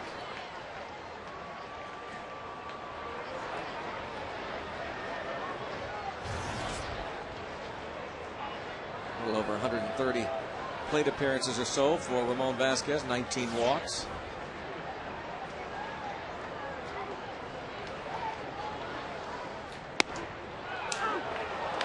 Full count. Fastball. Keeps the at bat going. Top of the strike zone, but it fills the count. So far, keys to the game. We're half right so far. Vasquez innings. Yeah, he did a great job giving John Russell work into the 7th inning. But the long ball against Braden Looper, well, Pirates don't have any runs. So it tells you about that. 23 homers coming in, given up. Tied for most in the league. And the Pirates flirted with a couple. Andrew McCutchen to the wall in left. Adam LaRoche to the wall in right. Runner goes on the 3-2, and it's toward the gap in left center field. And it, oh, what a catch by Mike Cameron. Mike Cameron might have just saved the game for the Brewers. Certainly saves Braden Looper and the Brew Crew from having to work out of a bigger jam. Bucks would have had runners at second and third at least. Ball's trying to get down on the ground, but Cameron just simply outran it. You've seen Mike Cameron do that before.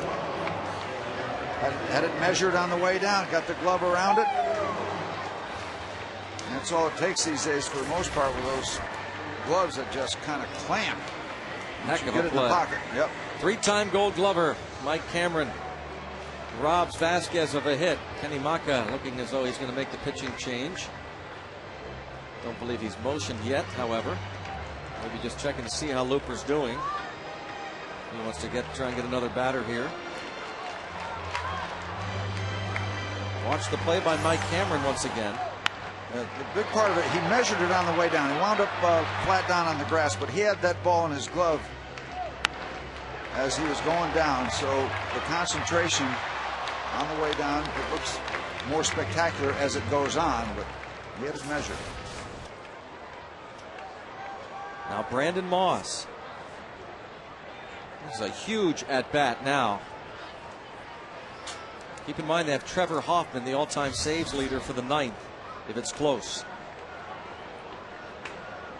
Moss with 4 homers. Off speed, swing and a miss.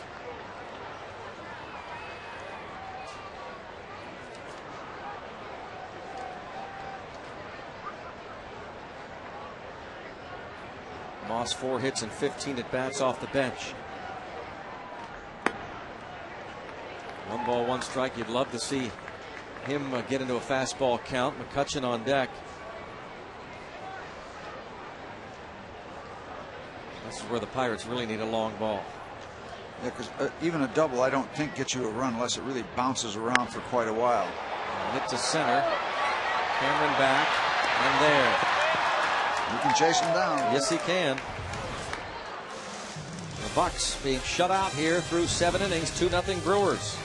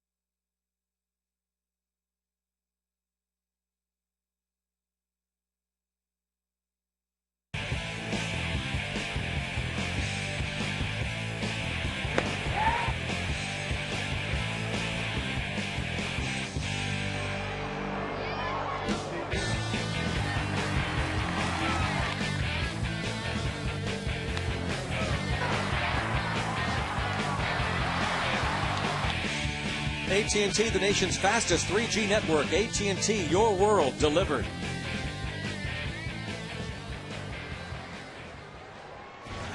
Evan Meek takes over for the Bucks here in the 8th. And he has been pitching much better recent outings. Overall numbers, but what I read in the last 7+ innings, 12 strikeouts. Last 22 outings, scored upon just 3 times. Got to keep it close. Pirates 2 more opportunities, but as you say, Greg, the 9th is a tough program with Mr. Hoffman. 16,184 the announced attendance tonight. Finale of the series in the homestand tomorrow. Business person special 12:35. Bucks hoping they'll be going for the sweep, but at the very least it will be the rubber match of the series. Try and take back-to-back series. Giants, Pittsburgh took 2 of 3 from San Francisco. Breaking ball for a strike on Corey Hart. He's 1 out of 3. Evan Meek can throw a lot of strikes with his breaking ball. He's going to be successful because he's got one terrific fastball. And the breaking ball sets that up and he lights out many times. Stays with the curve here.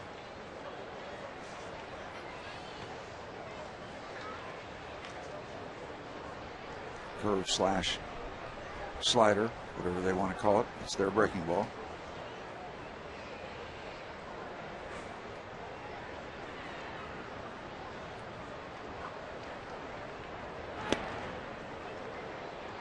This is there. 3-2 on Corey Hart.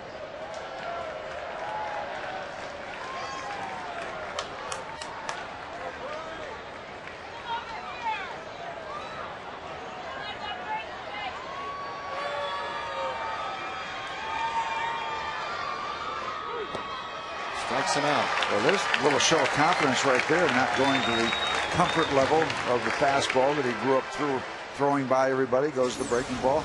Gets a strikeout.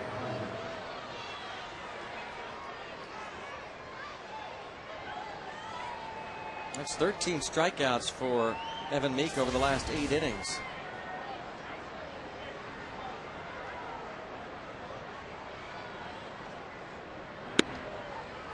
You see 95 miles an hour on Fox gun. That's a nice compliment to any breaking ball.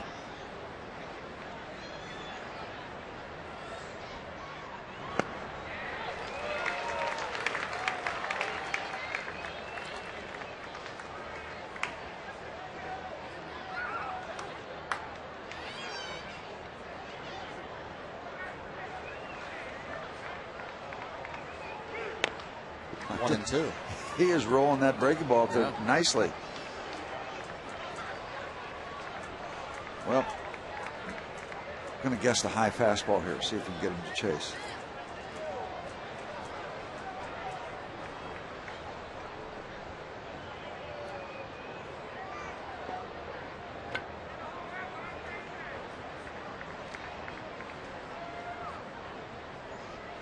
Stay with the breaking ball.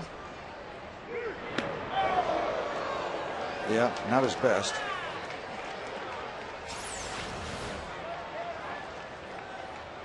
You know, the guy like Evan Meek just can't get the fastball out of your head as a hitter. So you wonder when it's going to come, if you can catch up to it. Meanwhile, Evan's been throwing a lot of breaking balls, and he's successful because they still have that fastball thought. And you have to as a hitter, because he throws that hard. Okay, showtime. Let's go upstairs with the heat.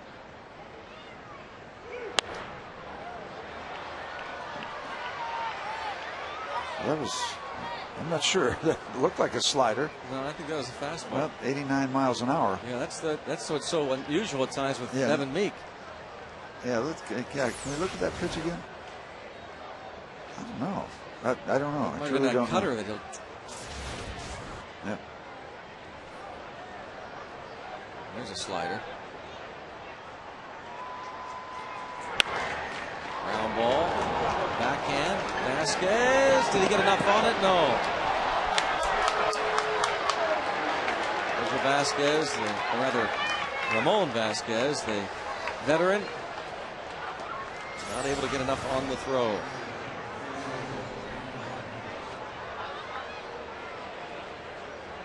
Base hit for Hardy. Stays with the breaking ball. Does Mr. Hardy, gets himself an infield hit. And Jason Kendall is 1 for 3.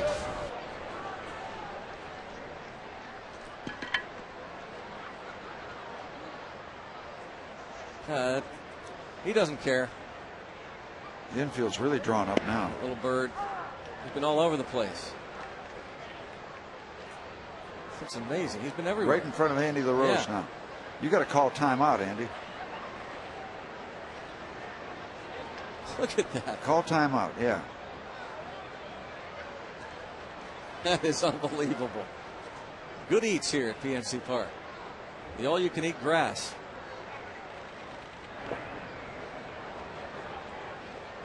One ball, one strike. Now you got Adam does a lot of hunting here. There's a way to get rid of this bird. Doma taking a look at it.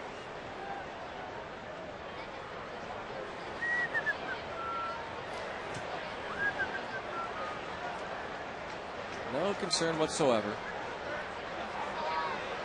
La-di-da. Call time here. Come on, get the heck out of here. That's enough. This is ridiculous. You think they're go get him, Doma. Get that thing out of there. There. This is the right center. It's the right center field bird. They're going to play this bird to right center. There you are. All right. Settling out there. Tell me I can't be on the infield. Who do you think you are? What's the ruckus anyway? They get all upset about. And he had Hardy leaning, or so it looked.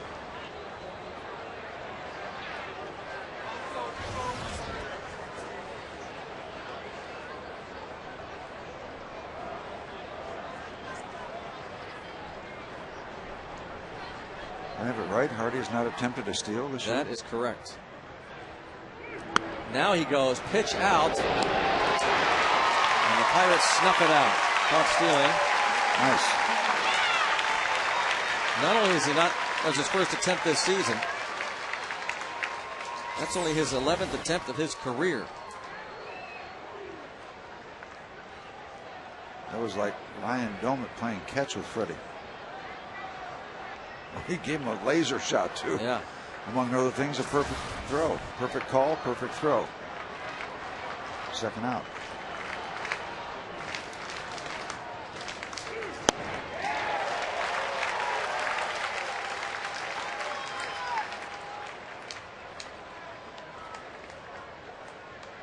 Two and two on Kendall.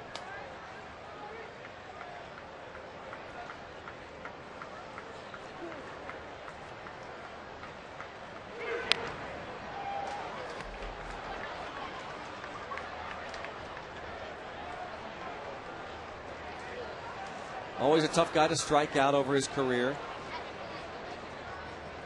Frank Catalanato to bat for Looper on deck.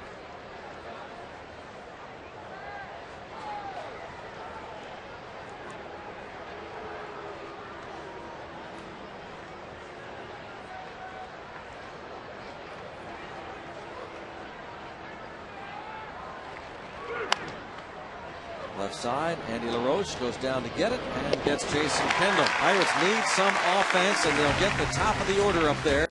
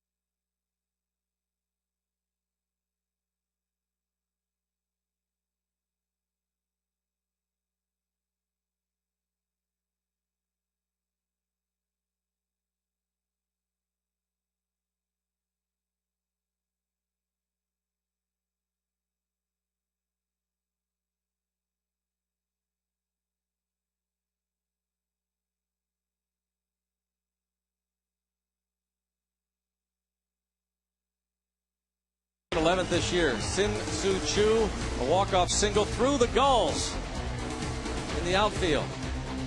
Bang! Oh, one goes down, but he was okay. Don't worry, he was all right. He went back up. How about the bird?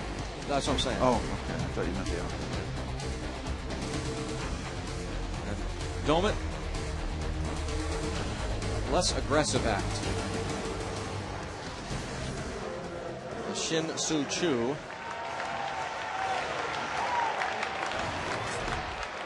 Bill Hall now at third base. Counsell moves over to second. Mark DeFelice. He's on to work in the 8th inning. Brewers lead it 2-0. McCutchen has bounced to short, hit a ball to the wall and left and walked. DeFelice hasn't given up a run his last 5 outings.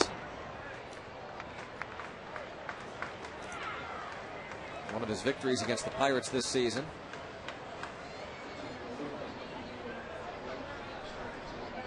Lopez left the game with right hamstring tightness. Brand new Brewer.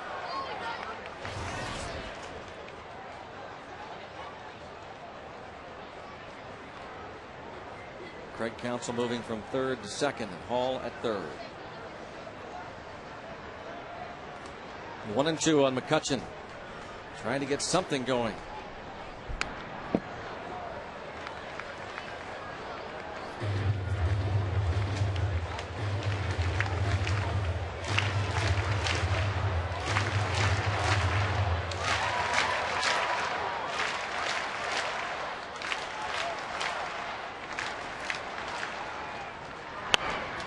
And a pop-up. Fielder, 1 out. Tomorrow, Bucks Brewers, concluding game of this homestand, 12:35 Business Persons Special. Alumni autographs before the game out at the Trib Total Media Hall of Fame Club in left field. You don't need a special ticket. Just come on out and get autographs. Say hello to Dick Groat, Jim Rooker, and Bill Verdon. For tickets and to see the full alumni autograph schedule, visit Pirates.com.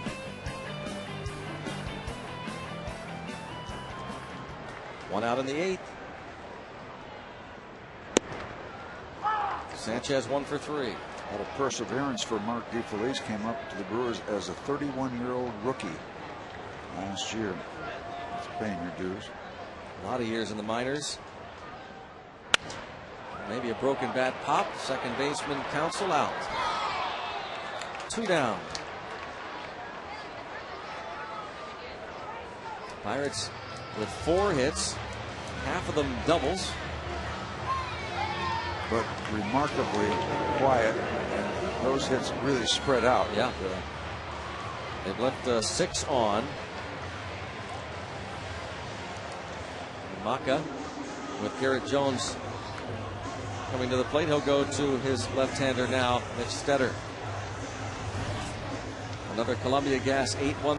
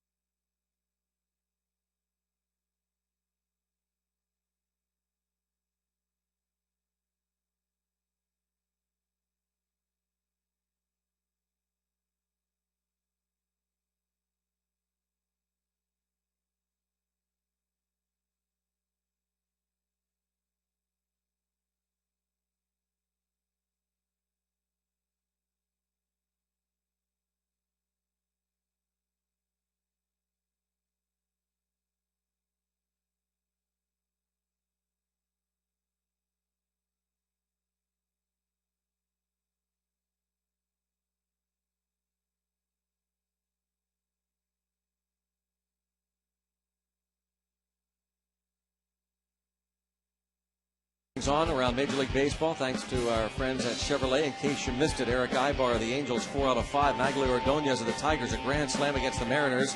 Red Sox placed Tim Wakefield on the DL with back trouble. Pedro Martinez says he feels good. Simulated game in Phillies camp. He might be returning pretty quickly after being signed by the Phillies this past week. Pedro Martinez. Sidewinder Mitch Stetter, the left-hander. Very good numbers. We saw a great bullpen when the Giants were here. We see a pretty good one with the Milwaukee Brewers also. The big hook again misses. Look at these numbers. Very impressive. 30 innings, 36 strikeouts. Only 17 hits in his 30 innings, by the way. It's a 159 average. That's going to be a tough play. And out at first base. The big stretch by fielder. Garrett Jones certainly doesn't agree. Counsell makes the play. You decide. Pirates go down 1-2-3 as we head to the ninth.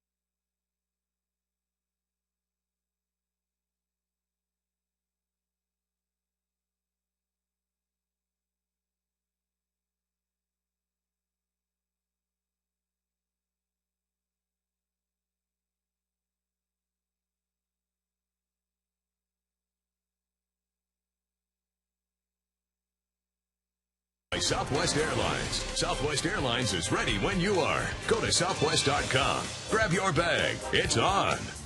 By McDonald's new McCafe coffees, creamy lattes, rich mochas, and frothy cappuccinos. Only at McDonald's. I'm loving it. We're back here in the ninth inning. What a job Craig Counsell has done tonight at the plate, and then just going over to second base moments ago. Going away from his throw. Brewers get the call. Very close at first base. Frank Catalanato batting for Stetter.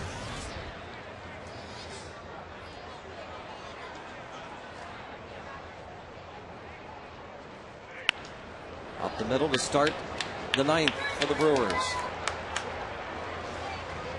Let's see if we can just take a closer look at that play at first base with Garrett Jones. Different angle and slower.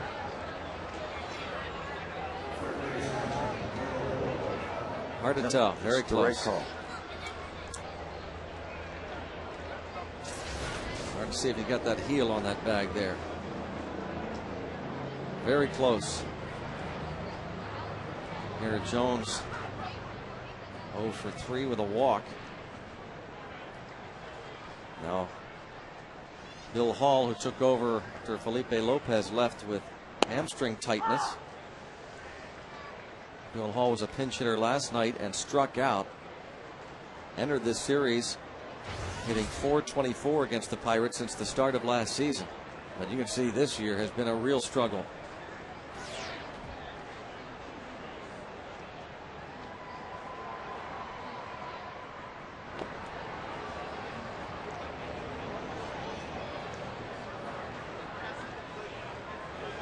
One ball, one strike. Bottom of the ninth, the Pirates will have Domet, Adam LaRoche, and Delwyn Young due up. Trevor Hoffman getting it ready.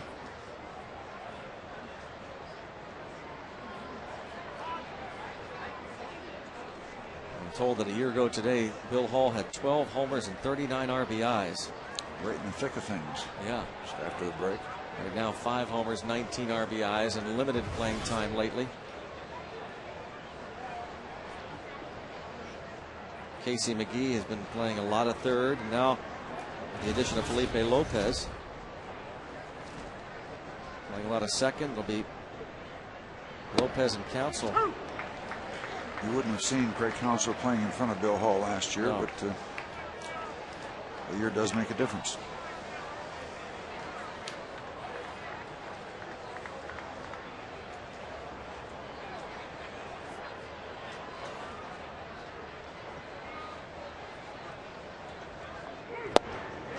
Another strikeout for Meek and for Bill Hall.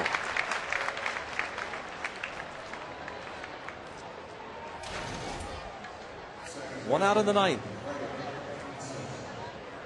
And Craig Counsell, can the Pirates retire him?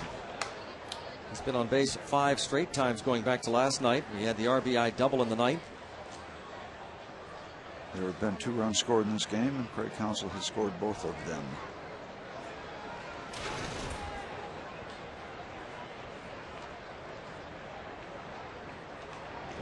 His batting stance not nearly as awkward looking, Steve, as it used to be. Not as pronounced. Yeah. He used to be. He was like a hitting Hideo Nomo. And he stretched way up over his head. Chest out. Really high bat. Right in back of the helmet now. That was not the case. Both arms were practically straightened out. That bat way high up in the air.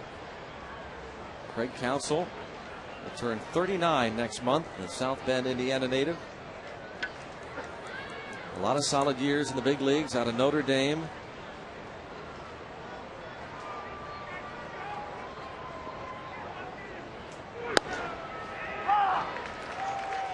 The ball on the strike. This is 3rd consecutive year with the Brewers.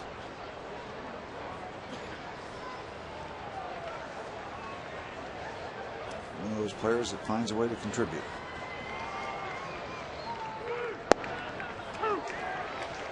One ball, 2 strikes.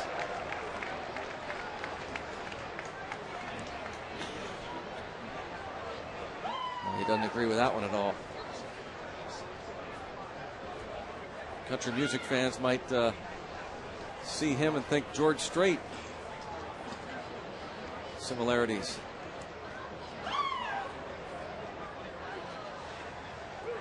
Two and two. Jim Leyland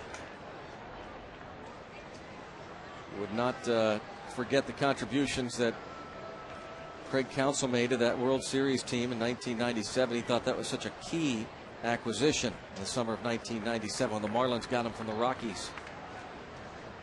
Trade deadline deal.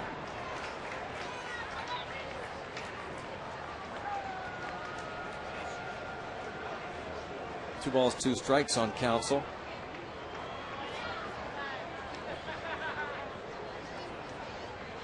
Scored the game-winning run in the 11th inning, Game 7 of that World Series against Cleveland.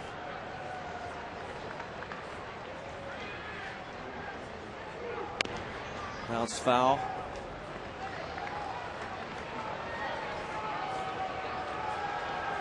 Well, sometime we're going to have to get into the story. We don't know we'll have time tonight. Maybe we'll have Rich Donnelly on a pregame. Rich Donnelly, who was a coach on that 97 team, talk about the chicken runs at midnight story. Counsell scoring the winning run. Rich Donnelly's daughter. Swing and a miss. Counsell goes down swinging for the strikeout. He's a tough man to fan. 2 away.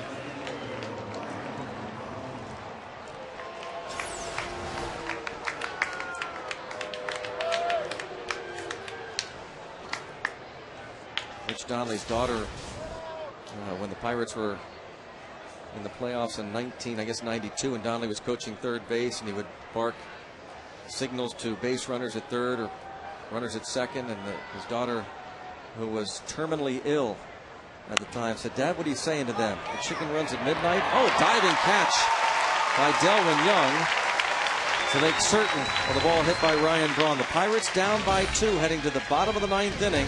See if they can at least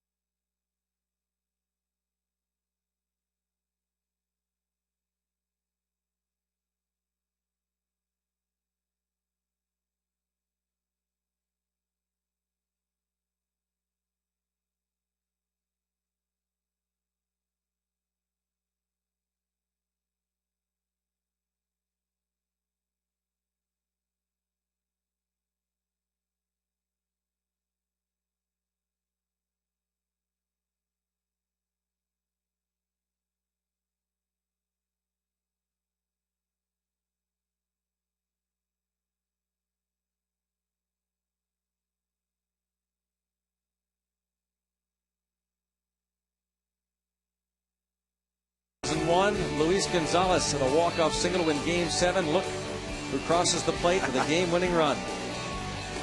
Craig Counsell.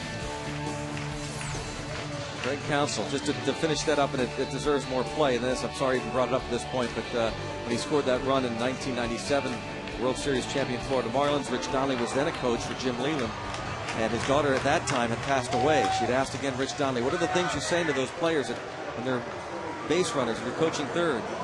The chicken runs at midnight?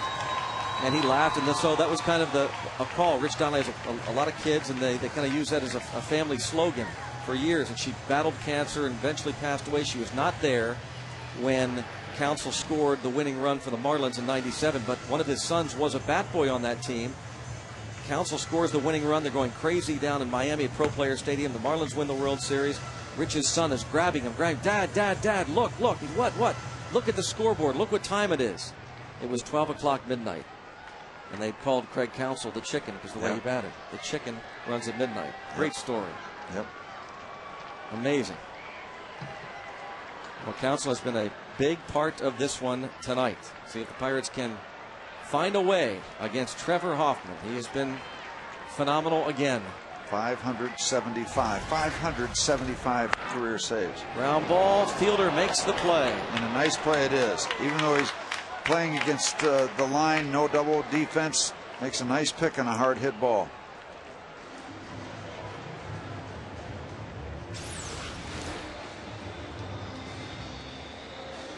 So many times that ball gets down into the corner, but not at this point in the game. He's sitting on the line. Trevor Hoffman with 21 saves and 23 attempts this season. Missed a little time on the DL, but also participated in his 7th All-Star game. Started the year on the disabled list after being signed over the winter.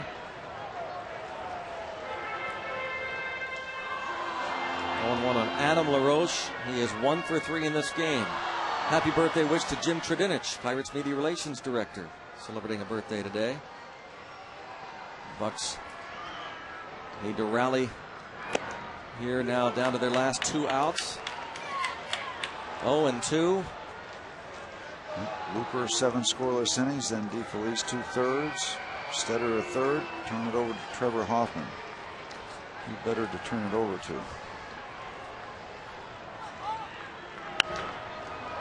0-2. Count remains.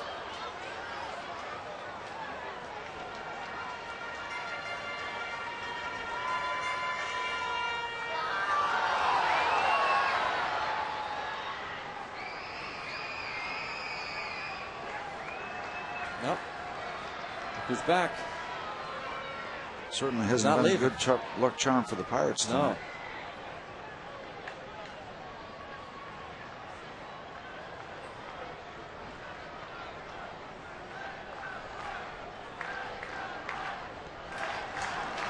Trevor Hoffman, a 1.98 ERA.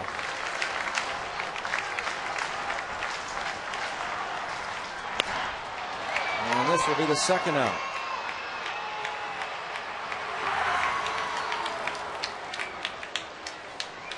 Hoffman, who signed a 1-year, $6 million deal over the winter, plus $1.5 million in incentives, was offered a 1-year, $4 million deal with San Diego.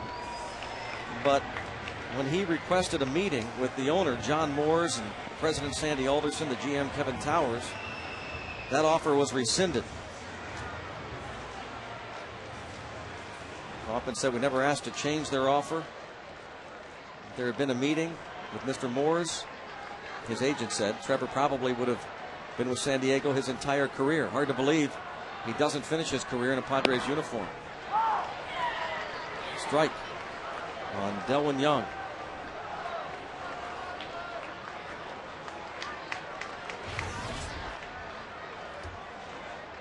Brewers 1 out away from evening the series. And the broken bat. Out. Recorded at first. 1, 2, 3. The Pirates are shut out on a 4-hitter combined. Braden Looper, Mark DeFelice, Mitch Stetter, and Trevor Hoffman. And of course, they untuck the jerseys. The Brewers do after every win.